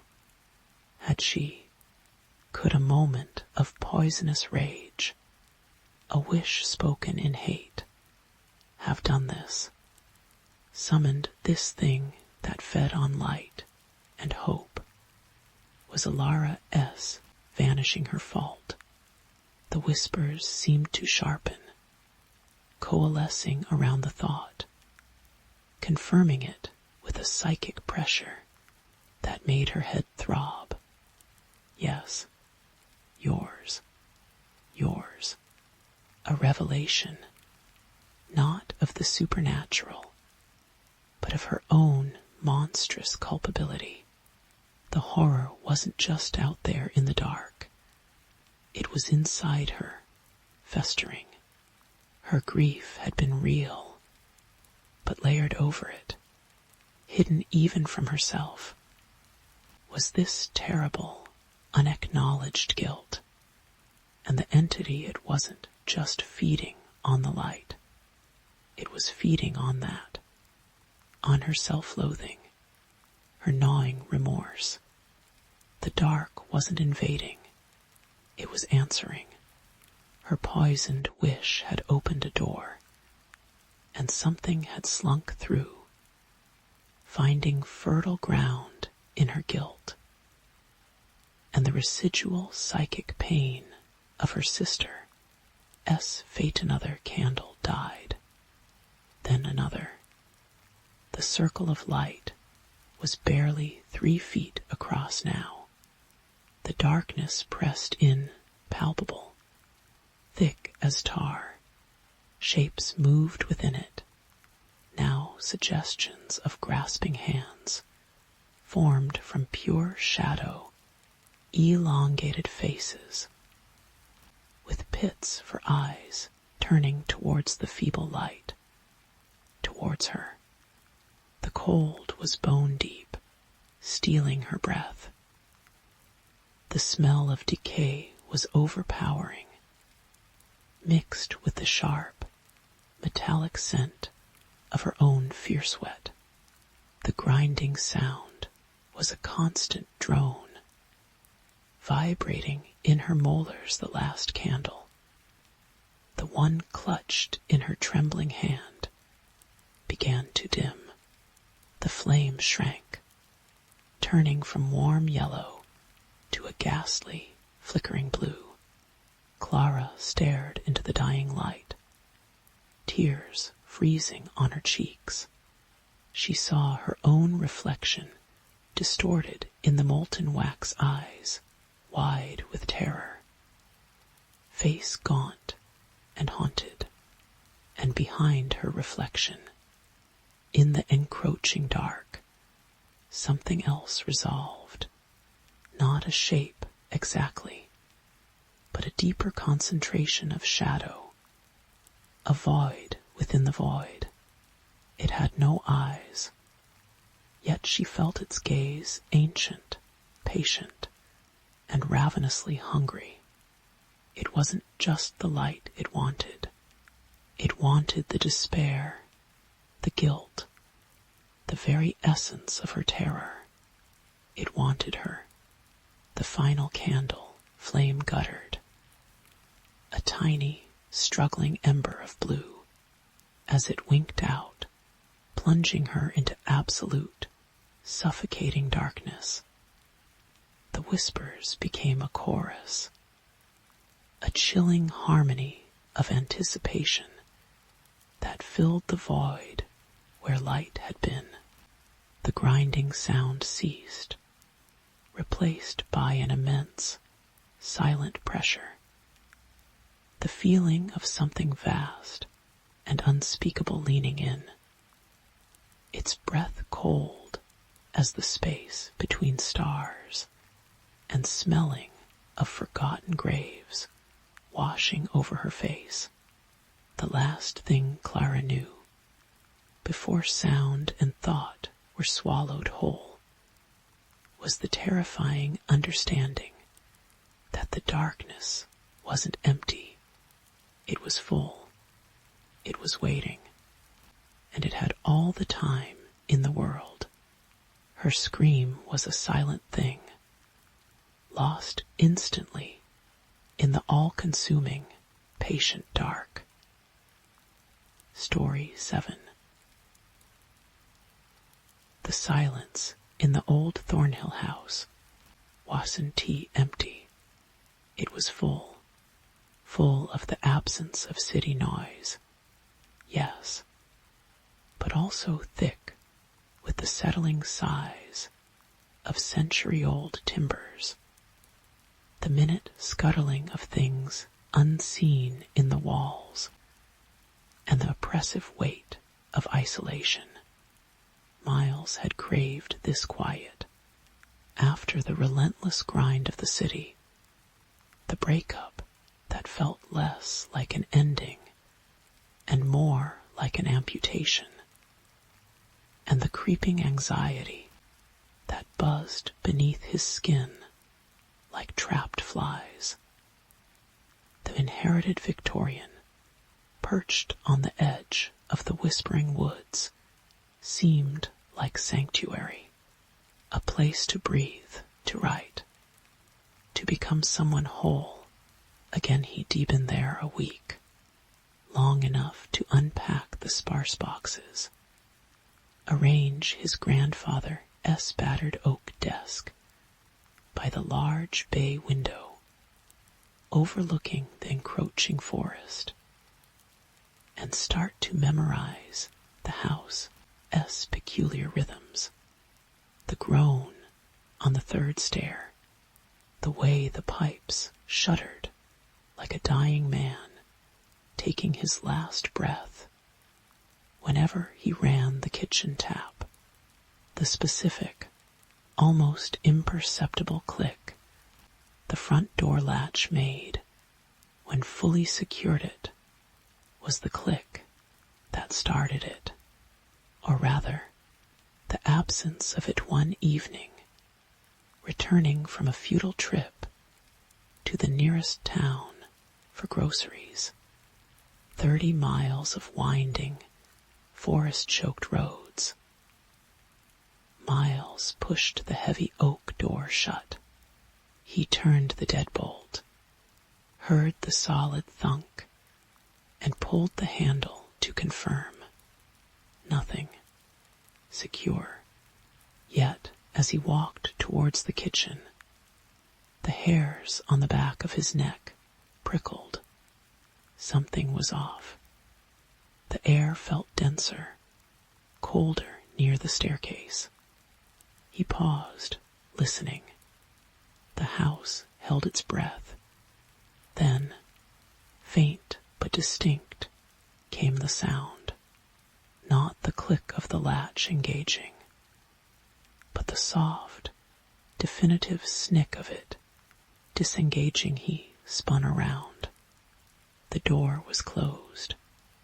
The deadbolt was thrown. He approached cautiously, hand outstretched, half expecting the brass knob to be ice cold. It was room temperature. He pulled the handle, locked solid.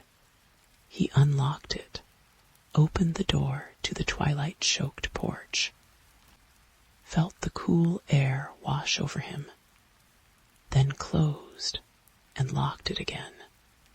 This time, the reassuring click-thunk echoed normally.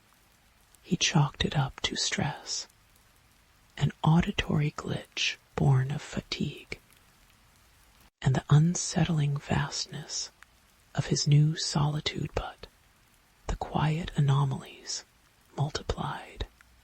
He'd leave his notebook open on the desk, return from making tea, and find it closed. A pen, placed precisely parallel to the edge, would be angled slightly askew. The water glass on his bedside table would be half empty in the morning. Though he had no memory of drinking during the night, each incident was small, easily dismissed a draught, a shaky hand, sleepwalking fueled by stress. Yet, cumulatively, they began to erode his sense of reality within the walls.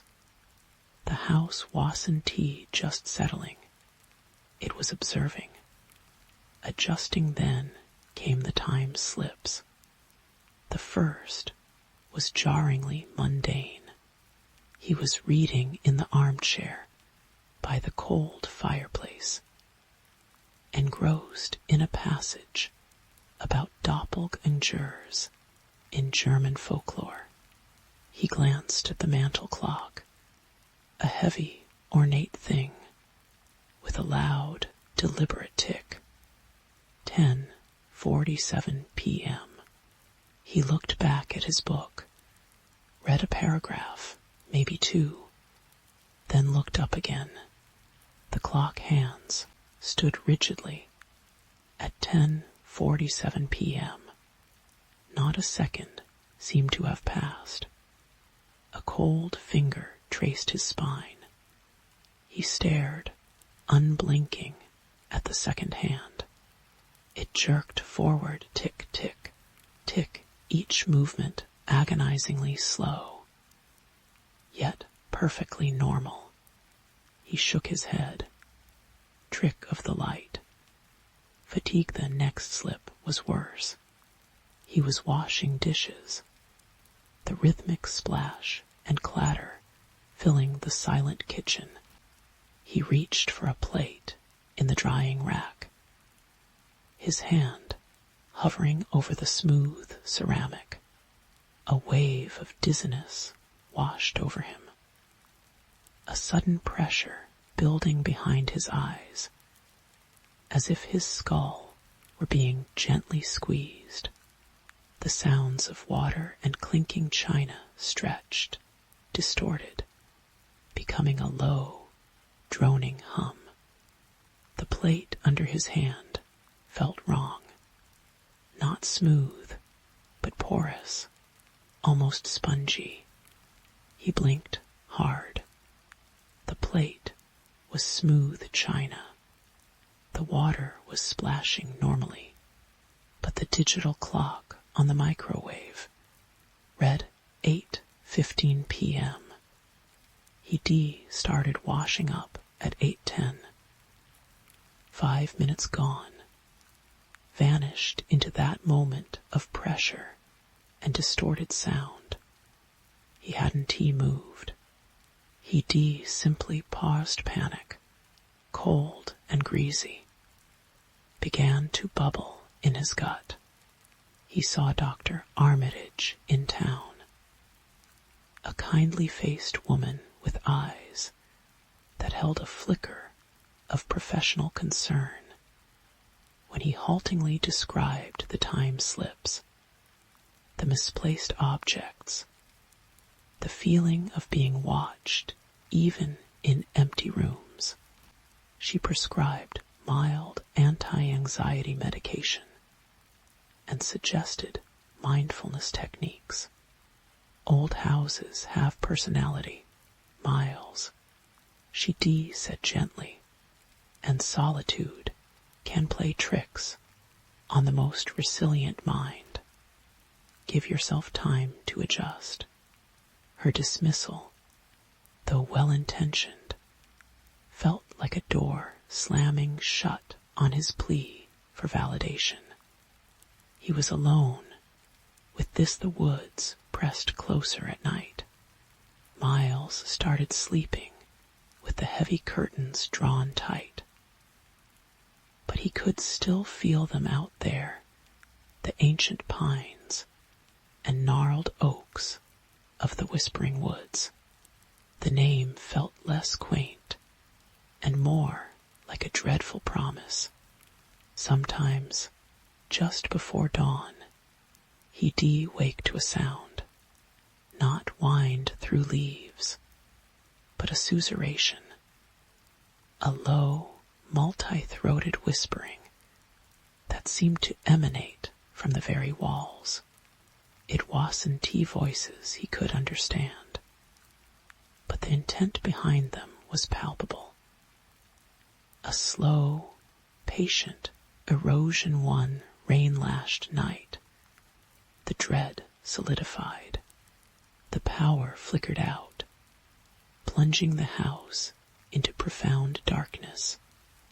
Miles fumbled for the flashlight he kept by the bed. Its beam cut a shaky cone through the blackness. He needed candles from the hall cupboard, holding his breath against the suffocating dark. He opened his bedroom door. The hallway yawned before him, an ink-black throat. He swept the beam. Dust motes danced like frantic insects. The beam caught the edge of the hall mirror. A large, ornate monstrosity in a tarnished silver frame. He instinctively glanced towards his reflection. The beam trembled in his hand. His reflection stared back, pale and wide-eyed in the stark light. But it was wrong. Not grotesquely distorted, but subtly off. The angle of the head was slightly different. The expression wasn't his own exhaustion and fear. It was a mask of serene indifference, bordering on vacancy. And the eyes, his own eyes, were hazel. The eyes in the mirror were a flat, depthless black. Like obsidian beads, Miles gasped, stumbling back into his room. slamming the door shut.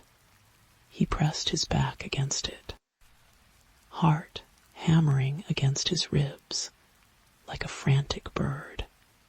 Trick of the light, stress, hallucination. The angle, the rationalizations felt flimsy, pathetic shields against the visceral terror of seeing not himself looking back. He didn't sleep that night. He sat huddled on his bed, flashlight clutched like a talisman, listening to the rain drum on the roof and the relentless, growing whispers that seemed to seep through the plaster the next day. The house fought back against his scrutiny. He avoided the hall mirror, taking the back stairs. He tried filming himself with his laptop camera while working. He'd glance at the screen, see himself typing, look away to reference a book, then look back. Sometimes the Miles on screen would still be looking at the book, a fraction of a second behind. Other times, his digital reflection would turn its head before he did. Its eyes meeting the camera lens with an unsettling directness. He deleted the footage. His hands shaking the time, slips grew longer, more invasive. He'd be walking from the study to the kitchen and find himself standing in the cold, damp cellar. Several minutes gone. No memory of descending the stairs. The cellar door, he knew for a fact, had been locked. He'd find muddy footprints, his own boot size, leading from the back door into the living room. But he hadn't been outside. The whispers became clearer, not in words, but in tone. A patient, insistent beckoning. A promise of something vast and ancient waiting just beyond the veil of his perception. The breaking point came during a thunderstorm. Lightning strobed the bay window, casting the room into stark, momentary relief. Thunder shook the old timbers. Miles sat at his grandfather's desk, trying to focus on a sentence. The storm's fury mirroring the tempest inside him. A particularly violent crack of thunder coincided with a flicker of the lights. In that split second of darkness, he felt it. A presence, vast and cold and utterly alien, filling the room. It wasn't behind him or beside him. It was within the space he occupied, displacing the air with its impossible density. He smelled ozone and something else, damp earth and decaying leaves. The scent of the deep woods. Then the lights surged back. He was alone, but the air still vibrated with the echo of that presence. And on the polished surface of the oak desk, where no dust had been a moment before, lay 3 perfect, dew-kissed oak leaves. They hadn't been there. They couldn't have blown in.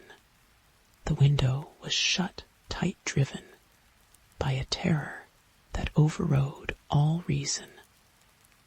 Miles grabbed his car keys. He had to get out. Now, Sanctuary had become a gilded cage, a stage for his unraveling. He ran down the grand staircase. His footsteps echoing like gunshots in the cavernous foyer. He reached the front door, fumbling with the deadbolt. It turned smoothly. He yanked the heavy door open and froze it. Wasn't he his porch? It wasn't he the gravel driveway or the looming woods. Beyond the threshold stretched an impossible hallway. It mirrored the hallway inside his own house, the same faded wallpaper, the same worn runner rug, the same ornate hall mirror at the far end. But it was subtly distorted. The perspective was wrong, stretched and compressed like a reflection in a funhouse mirror. The light came from no visible source. A sourceless twilight gloom that leached color from everything, and the air it smelled of dust, yes, but also of stagnant water. And that pervasive scent of decaying forest floor panic seized him, cold and absolute.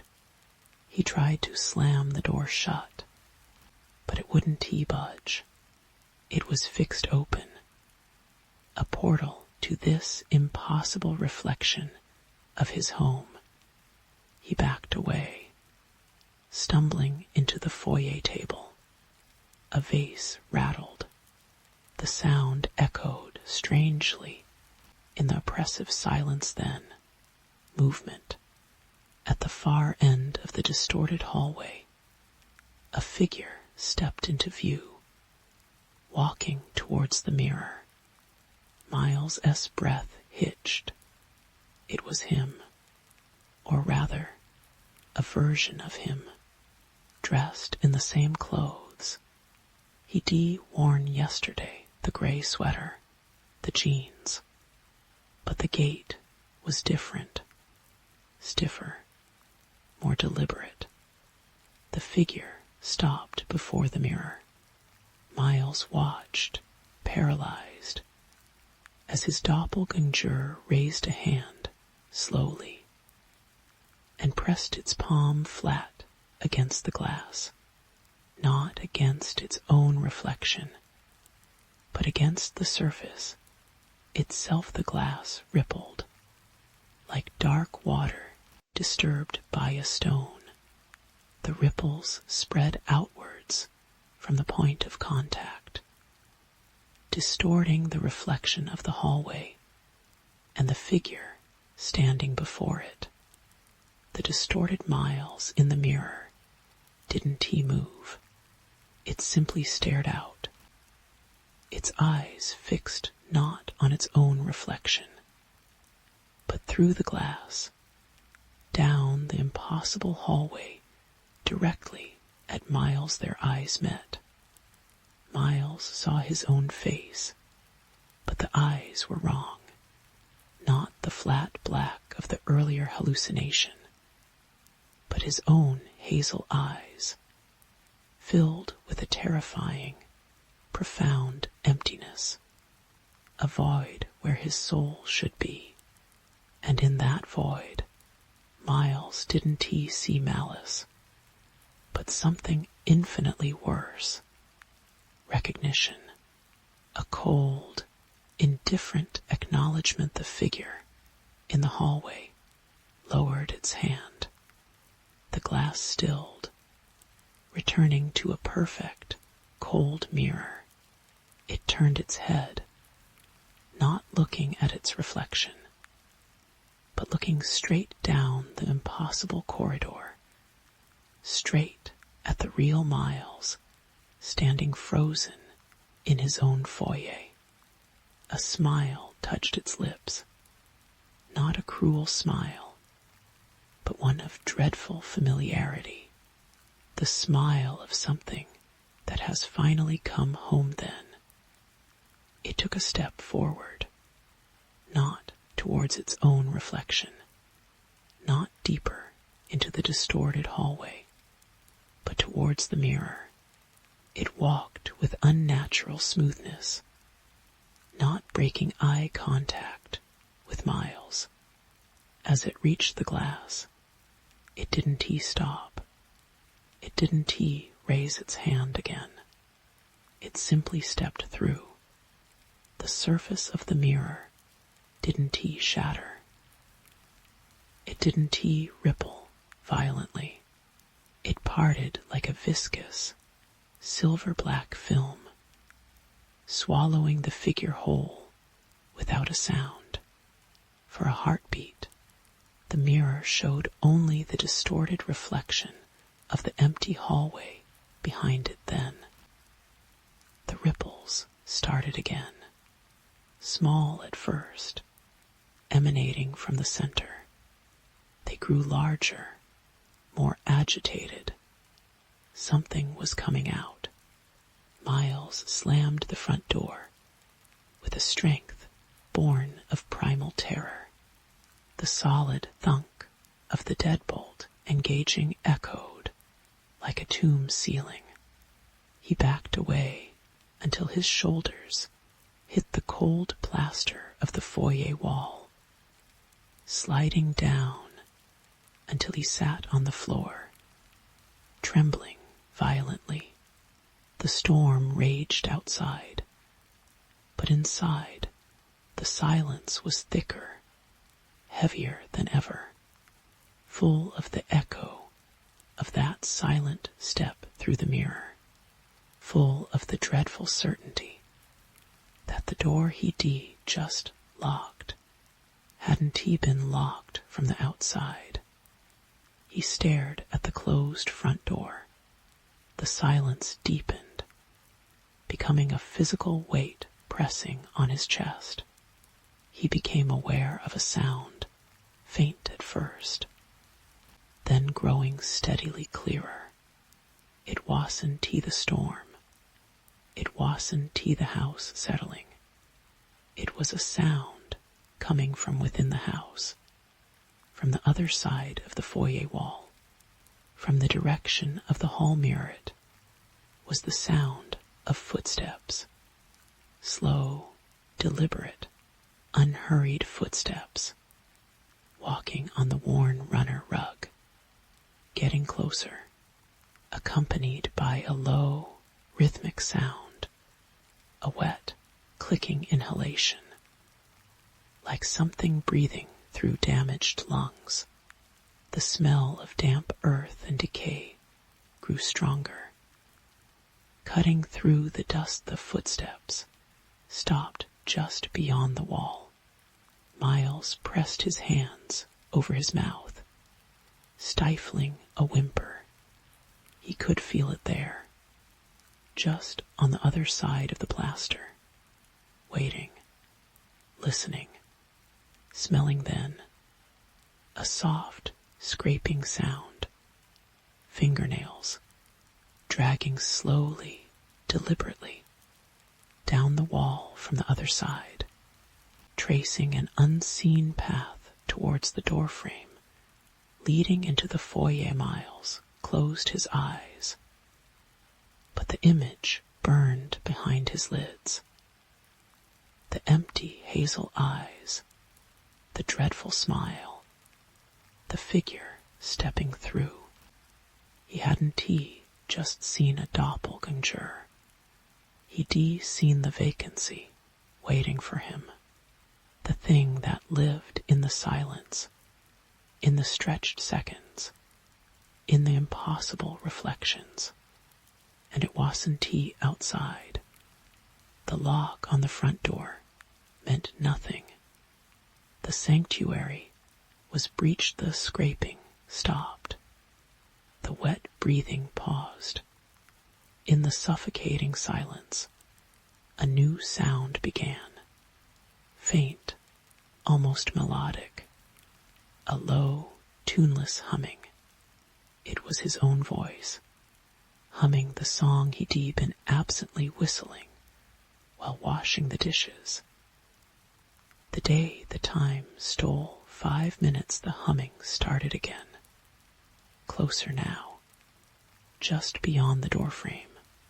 The footsteps resumed, slow and inevitable, crossing the threshold into the foyer.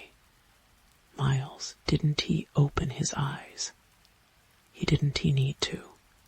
He could feel the cold displacement of air as it stood over him. He could smell the loam of the whispering woods on its breath. He could hear the wet click as it inhaled. Preparing to speak with his stolen voice the sanctuary, hadn't he failed him? It had simply revealed its true nature.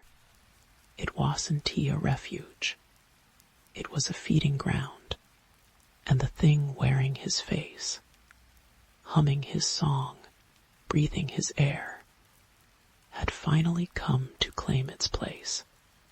The silence wasn't empty anymore. It was full of himself, the part that had been lost in the stretched seconds, the misplaced objects, the whispering walls, the part that belonged to the house now. The dread wasn't a feeling anymore. It was the air he breathed, the silence he inhabited, the cold certainty settling into his bones as the humming stopped, and the thing that was and wasn't Miles leaned closer. Story 8. The rain lashed the windows of the rented cottage with the rhythmic insistence of a funeral drum. Outside, the cliffs of Cornwall hunched against the storm. Ancient and indifferent, Dr. Elias Thorne, an anthropologist specializing in obscure folklore, barely noticed the weather. His focus was consumed by the brittle, leather-bound journal spread open on the table, its pages filled with cramped, spidery handwriting and crude, unsettling sketches. It detailed the local legends surrounding Wheelvore, the abandoned tin mine that scarred the headland like a festering wound. The journal spoke of the knockers, not the helpful mind spirits of wider Cornish lore, but something far older and hungrier. Whispers told of subterranean things that tapped, not to warn of collapse, but to lure, to draw the curious, the greedy, the unwary down into the dripping dark. The last entry, dated 1898, was a frantic scrawl. They hunger not for tin, but for the warmth, for the breath, for the spark within the bone. The last bite is not a courtesy. It is the Seal Elias dismissed it as overwrought superstition. His rational mind demanded evidence. He come to document the dying traditions, not validate them. Yet the warnings from the few remaining locals echoed the Journal S. dread. Old Mrs. Trevethick, who rented him the cottage, had pressed a cold, knotted hand over his when he mentioned Wheelvore. Her eyes, milky with cataracts, held a depth of fear that chilled him. The old below stirs when the sea rages, she rasped. Stay clear, doctor. They remember the taste of forgetting hadn't he stayed clear. Yesterday, drawn by the Journal S descriptions and the lore of forgotten history, he ventured to the mine entrance, a ragged hole in the cliff face, partially collapsed, exhaling a breath of damp earth, and something else, a faint, metallic tang, like old blood mixed with ozone. He found strange markings etched into the stone lintel, not Celtic knots, but spirals that seemed to twist inward, pulling the eye towards the consuming darkness. He taken rubbings, photographs. His academic curiosity overriding the primal unease that tightened his chest. He even pocketed a small, strangely smooth piece of ore that felt unnaturally warm against his skin that night. The tapping began, a soft, rhythmic knock, knock, knock, against the cottage S foundation stones. Elias had dismissed it as branches in the gale, but it persisted, even after the storm abated at dawn. It wasn't tea outside. It seemed to come from below the floorboards. The journal S words echoed. They tap. They listen. They hunger the next day, seeking reassurance. He visited the local pub. The atmosphere turned frigid when he mentioned the sounds. The landlord, a burly man named Jago, slammed a pint down with unnecessary force. "You went to Wheel Vor," he stated, his voice low. "It wasn't a question. You took something that wasn't yours to take, Elias." Produced the warm stone. Jago recoiled as if it were venomous. "Put it back," he hissed, "before sundown. And whatever you do," he leaned closer, the smell of stale beer and fear thick on his breath. "If you eat near the mine, or near anything touched by its shadow, leave the last bite."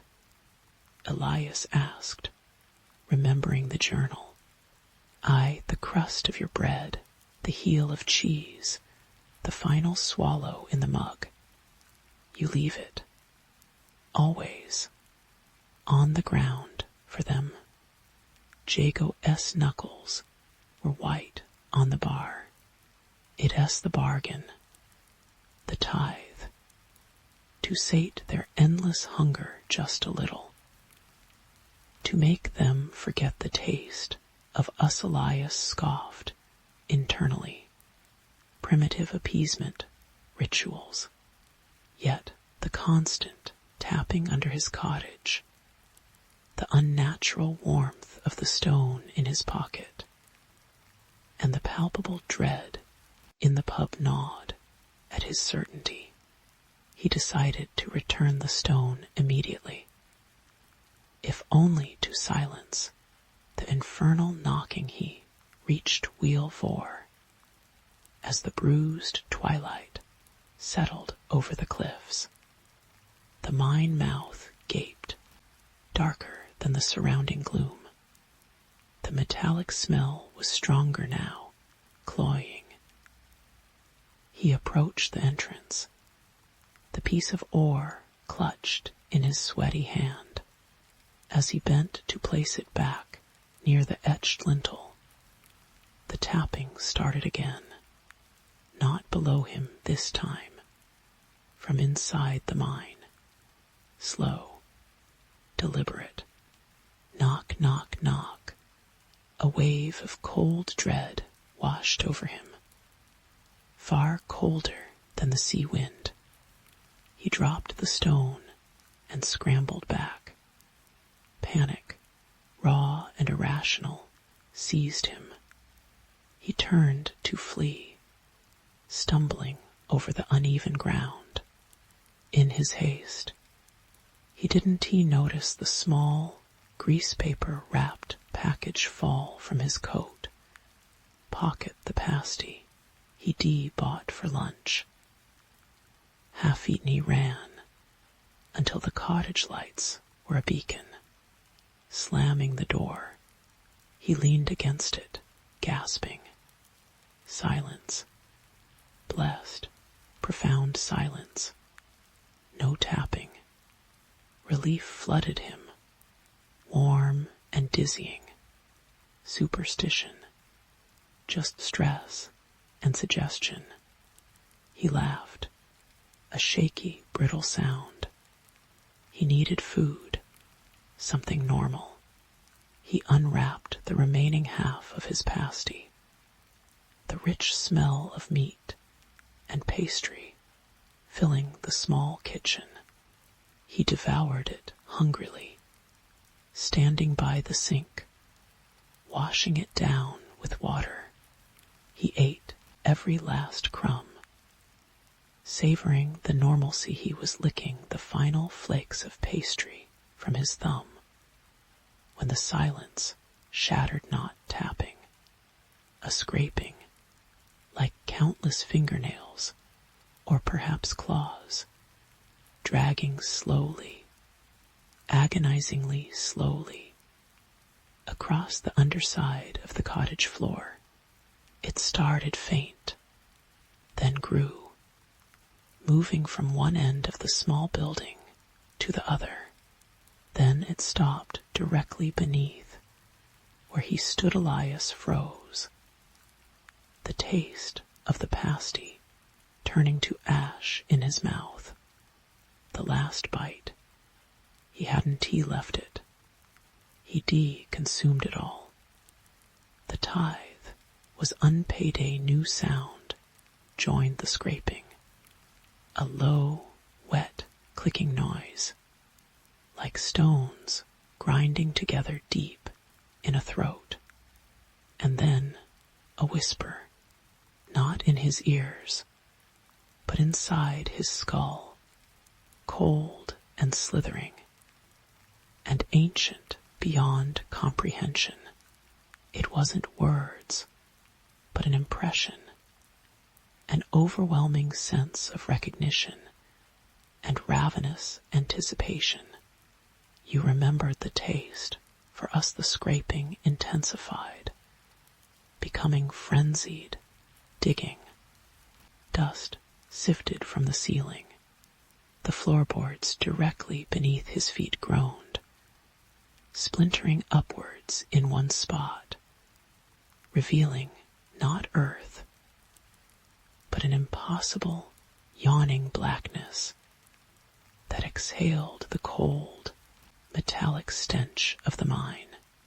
From that darkness, something pale and jointed, like the segmented leg of a colossal insect, but ending in too many hooked, bone-white claws, groped blindly upwards, scraping furrows in the wood. It flailed, searching, reaching for the warmth above. Elias screamed, but the sound was swallowed by the wet clicking that rose from the hole, a chorus now, echoing the hunger in his mind. He stumbled back, crashing into the table, sending the journal flying. As he scrambled towards the door, his eyes caught a final glimpse of the journal lying open. On the page was one of the crude sketches. A human figure, contorted, mouth open in a silent scream, being pulled down into a spiraling pit by countless pale, clawed limbs. Beneath it, the spidery handwriting screamed a final warning. He now understood with horrifying clarity. The last bite is the seal. Break it, and you become the feast. And the feeder the scraping became a splintering roar as more floorboards gave way. The claw found purchase on the edge of the hole, pulling something vast and multi-limbed and impossibly ancient up from the consuming dark. Its form was a nightmare of angles and wet chitin, but its many mouths were disturbingly human. Lipless rictus grins filled with needle-sharp, yellowed teeth like ancient fangs. The whispering in his mind crescendoed into a cacophony of hunger and glee. Focused solely on him, Elias knew, with a certainty colder than the grave, that his rational mind had doomed him. The folklore wasn't just real. It was an ancient, ravenous law. He had taken what wasn't his. He had broken the ritual. He had consumed the last bite. And now, the old below had come to collect its due. Not just for the missed tithe, but for the arrogance of forgetting the price.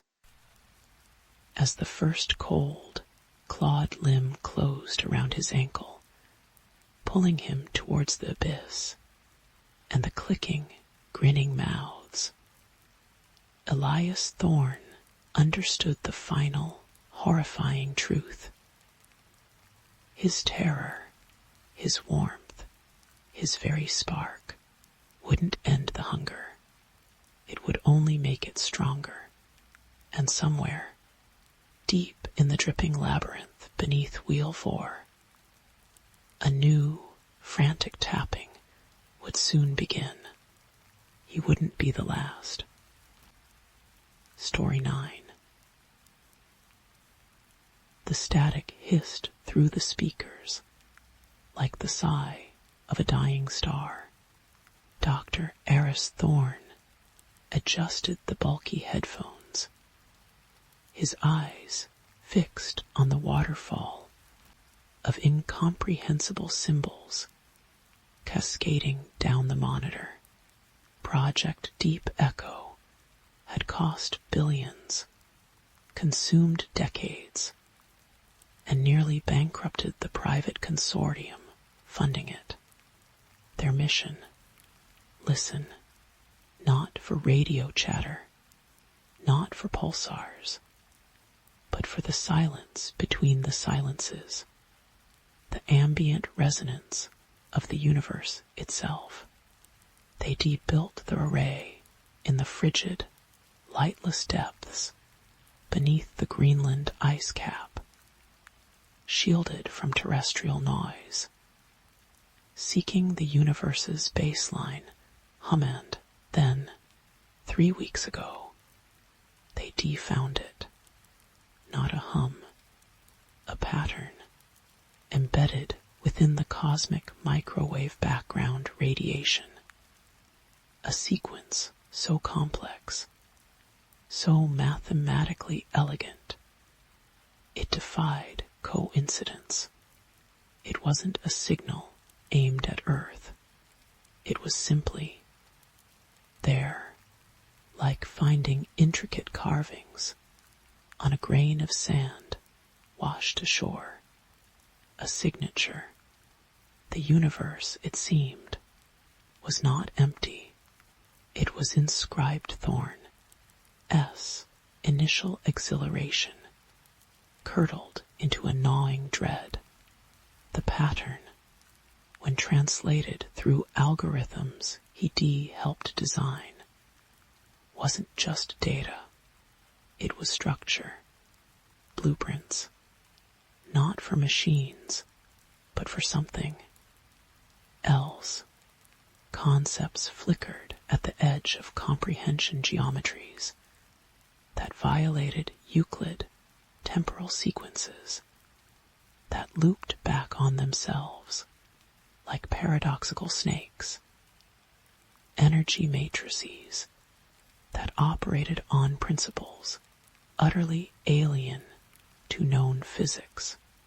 It hinted at entities whose very existence warped the fabric of space-time around them, not out of malice, but simply by being, like a whale moving through plankton, unaware, yet devastating his colleague, Dr. Alara Vance, hunched over a secondary terminal nearby, her face pale in the monitor's glow. Her fingers trembled slightly as she traced a complex, spiraling glyph rendered on her screen. "It is recursive, Eris," she whispered, her voice raw. "This symbol, it describes a containment field, or a feeding mechanism, or both. I can't tell the difference. It feels like trying to understand a supernova by studying a candle. Flamethorn rubbed his temples. A persistent headache had taken root behind his eyes since the breakthrough. A dull throb that seemed to resonate with the low thrum of the subterranean facility, S generators. Sleep offered no respite. His dreams were filled with towering, non-Euclidean shapes shifting against an impossibly dark void, accompanied by a sound like tectonic plates grinding in reverse. He de-wake gasping, the taste of ozone and something coppery thick on his tongue. "It wasn't meant for us, Alara," Thorn murmured, echoing his own terrifying realization. This knowledge, it is like an ant finding the schematics for a particle accelerator. We can see the shapes, the connections, but the purpose, the scale, it is utterly beyond us. And the act of perceiving it, he trailed off, remembering the report from Technician Reed. The man had been meticulously cataloging raw data streams when he suddenly screamed, clawing at his eyes, babbling about angles that cut. He was now sedated in the infirmary, muttering about the color outside the psychological toll was escalating. Paranoia slithered through the corridors. Whispers replaced conversation. Techs jumped at shadows cast by the harsh overhead lights. The sheer indifference radiating from the data was corrosive. Humanity's greatest discovery revealed not a welcoming universe, but an infinite, uncaring expanse where entities of unimaginable power moved through dimensions they couldn't perceive, following laws they couldn't fathom. Earth wasn't insignificant. It was irrelevant. A speck of mold on a cosmic wall. Then came the distortions. It started subtly. Minor equipment glitches, chronometers running fractions of a second fast, then slow, gravity sensors registering impossible, localized fluctuations. A coffee mug left on a table would appear to be in two places at once for a fraction of a second, inducing vertigo in anyone who saw it. The air sometimes felt thick, resistant, like wading through invisible syrup vents. Pointed a shaking finger at her monitor. "Look, the background radiation." It is changing. Thorn leaned in. The steady, familiar curve of the cosmic microwave background was shimmering. Subtle ripples propagated across the graph. Not random noise, but complex, interference-like patterns. As they watched, a section of the graph fractured. For a single, horrifying second, the data points formed a shape that made Thorne's brain recoil, a jagged, impossible polygon that seemed to twist into the screen. A wave of nausea washed over him, accompanied by a high-pitched whine only he could hear.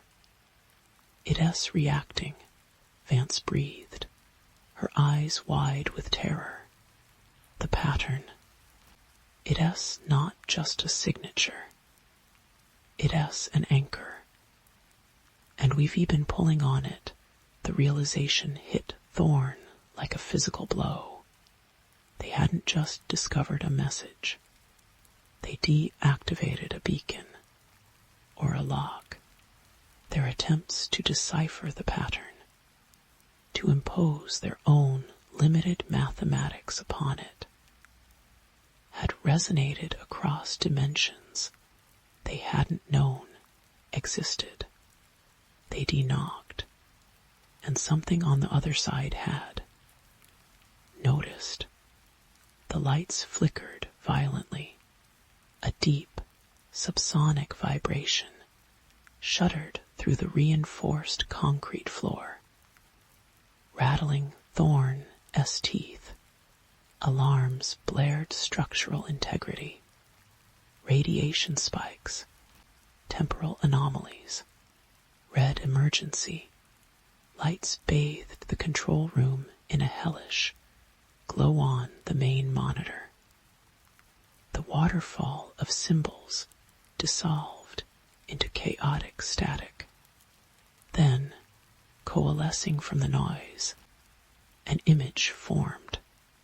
Not a visual image, but a conceptual one, translated by their desperate systems into something vaguely representable. It showed the earth, hanging in the void, but surrounding it, woven through it like roots through soil, were vast, translucent structures. They pulsed with a sickly, non-light colors that hurt the mind to perceive. Tendrils of impossible geometry extended from these structures, not touching the planet, but intersecting its space-time in ways that made the very image seem to bulge and warp one of these tendrils. Thorne realized with dawning, soul-crushing horror, terminated precisely at their location beneath the ice. It wasn't an attack. It was an adjustment, a minor correction by a cosmic entity so vast it likely didn't even register the planet. Only the anomalous resonance emanating from it, like swatting a buzzing insect on your arm without looking, a technician screamed, pointing at the reinforced quartz viewport overlooking the main sensor array cavern. Thorne and Vance rushed to it. The cavern beyond was changing. The air itself seemed to be thickening, congealing. The massive, dish-shaped sensors weren't just vibrating. Their metal surfaces were flowing, like wax held close to a flame. Rivulets of molten steel dripped upwards, defying gravity. The ice walls surrounding the cavern weren't melting. They were unraveling, their crystalline structure dissolving into fractal patterns that shimmered with that same impossible, nauseating color worst of all were the figures flickering at the edges of vision, like afterimages burned onto the retina, tall, impossibly thin silhouettes composed of angles that shouldn't exist, shifting in and out of phase with reality. They moved with a jerky, stop-motion gait, not walking through space, but seemingly folding the distance between points. They paid no attention to the fleeing, screaming technicians below. They were observing the distortion, the localized warping of reality, their presence, or perhaps just their proximity caused. Their indifference was absolute. Terrifying Vance grabbed Thorn's arm, her nails digging in. They fixing it, she choked out, tears streaming down her face. They smoothing out the wrinkle we made. Like smoothing a bedsheet. Thorn understood. This wasn't invasion. It wasn't conquest. It was cosmic housekeeping. The entities weren't malevolent. They were so far beyond such concepts, they were incomprehensible.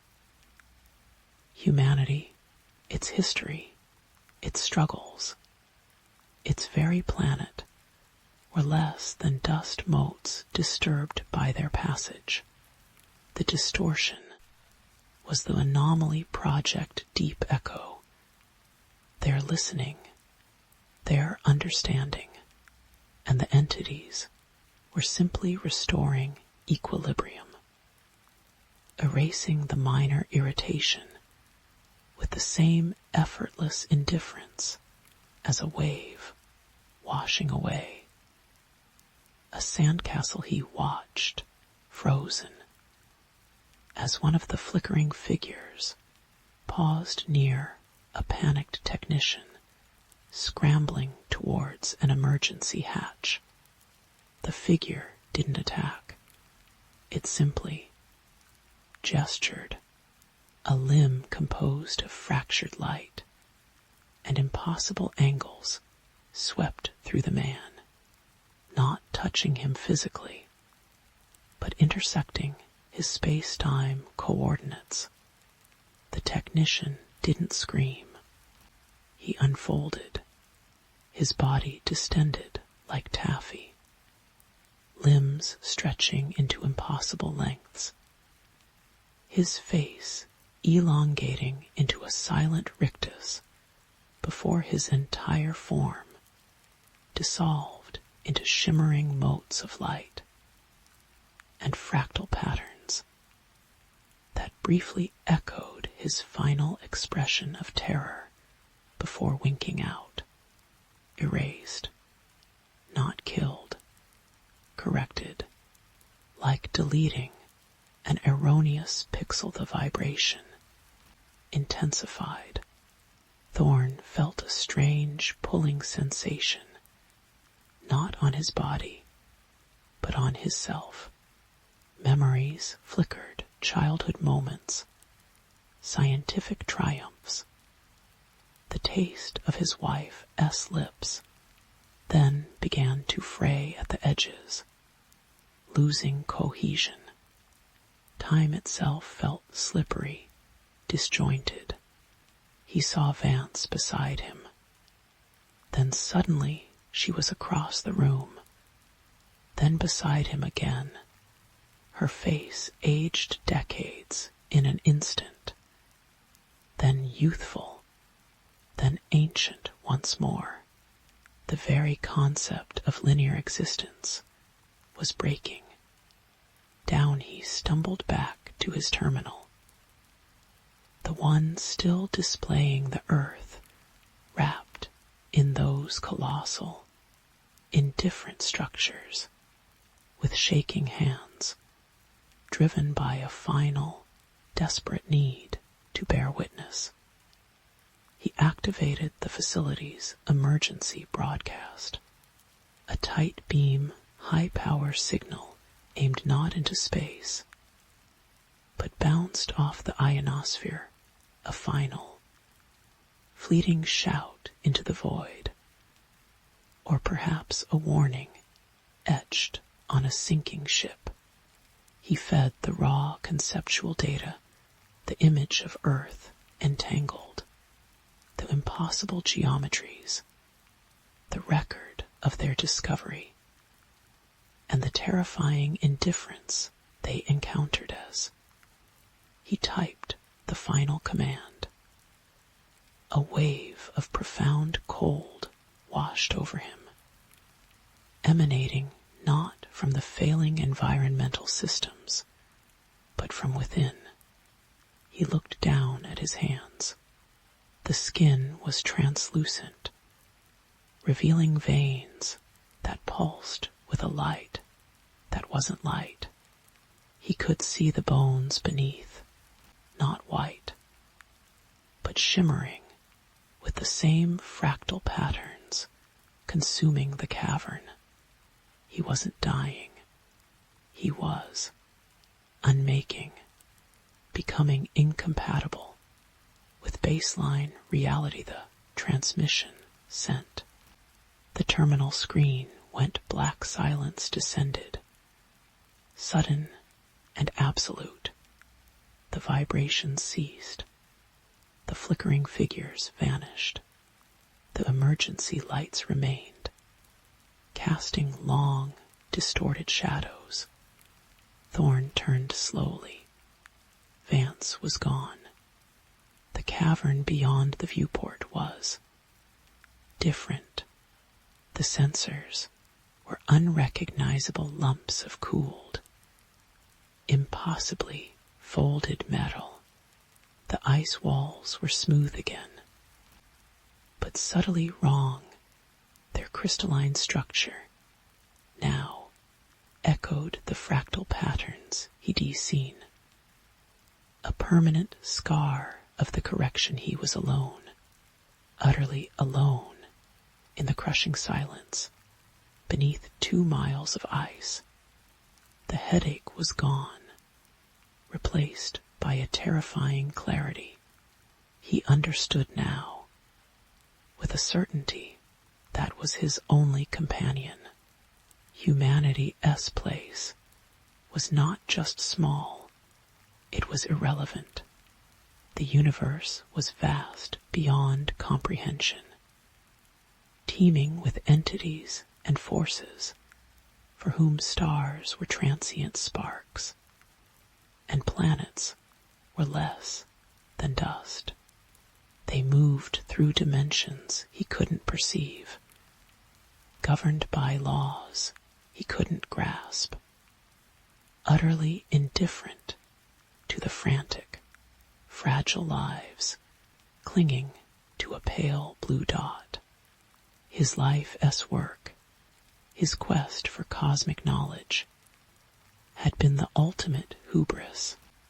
They had peeked behind the curtain and seen the monstrous, uncaring machinery of existence. He stumbled towards the ruined viewport, his body feeling insubstantial, like smoke. He pressed a hand against the cold quartz.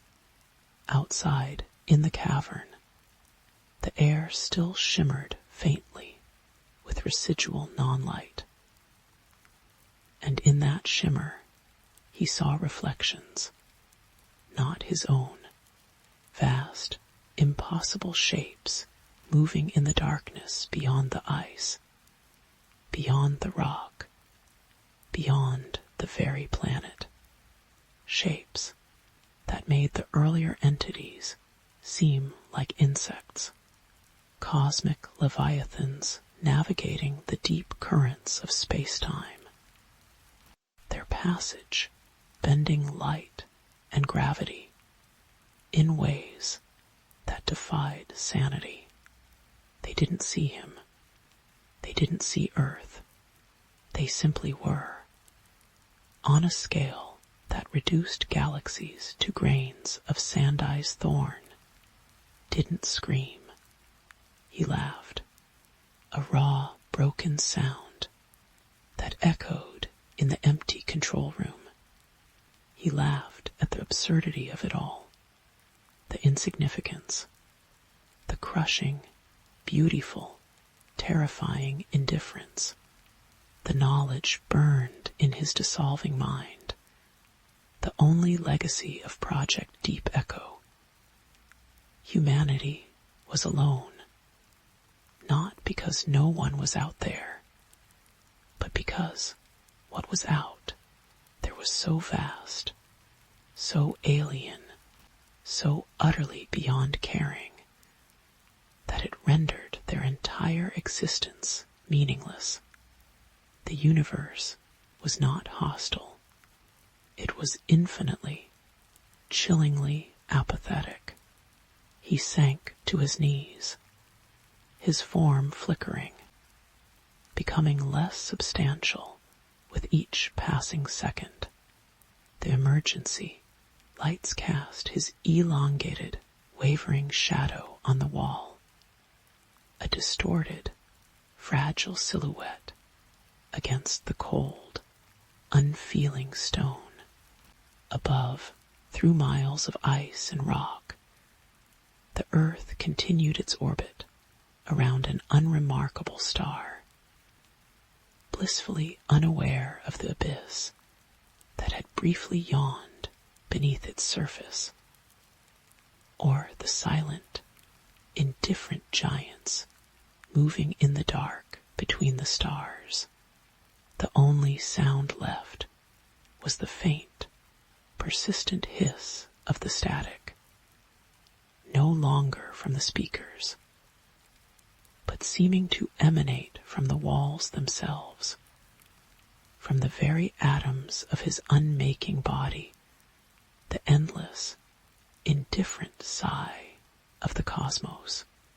And in that static, if he listened very closely with the remnants of his unraveling mind, he could almost discern a pattern, vast, ancient, utterly incomprehensible, and utterly uncaring.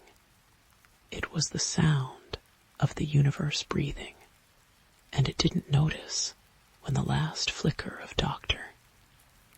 Eris Thorn winked out, leaving only the whispering dark,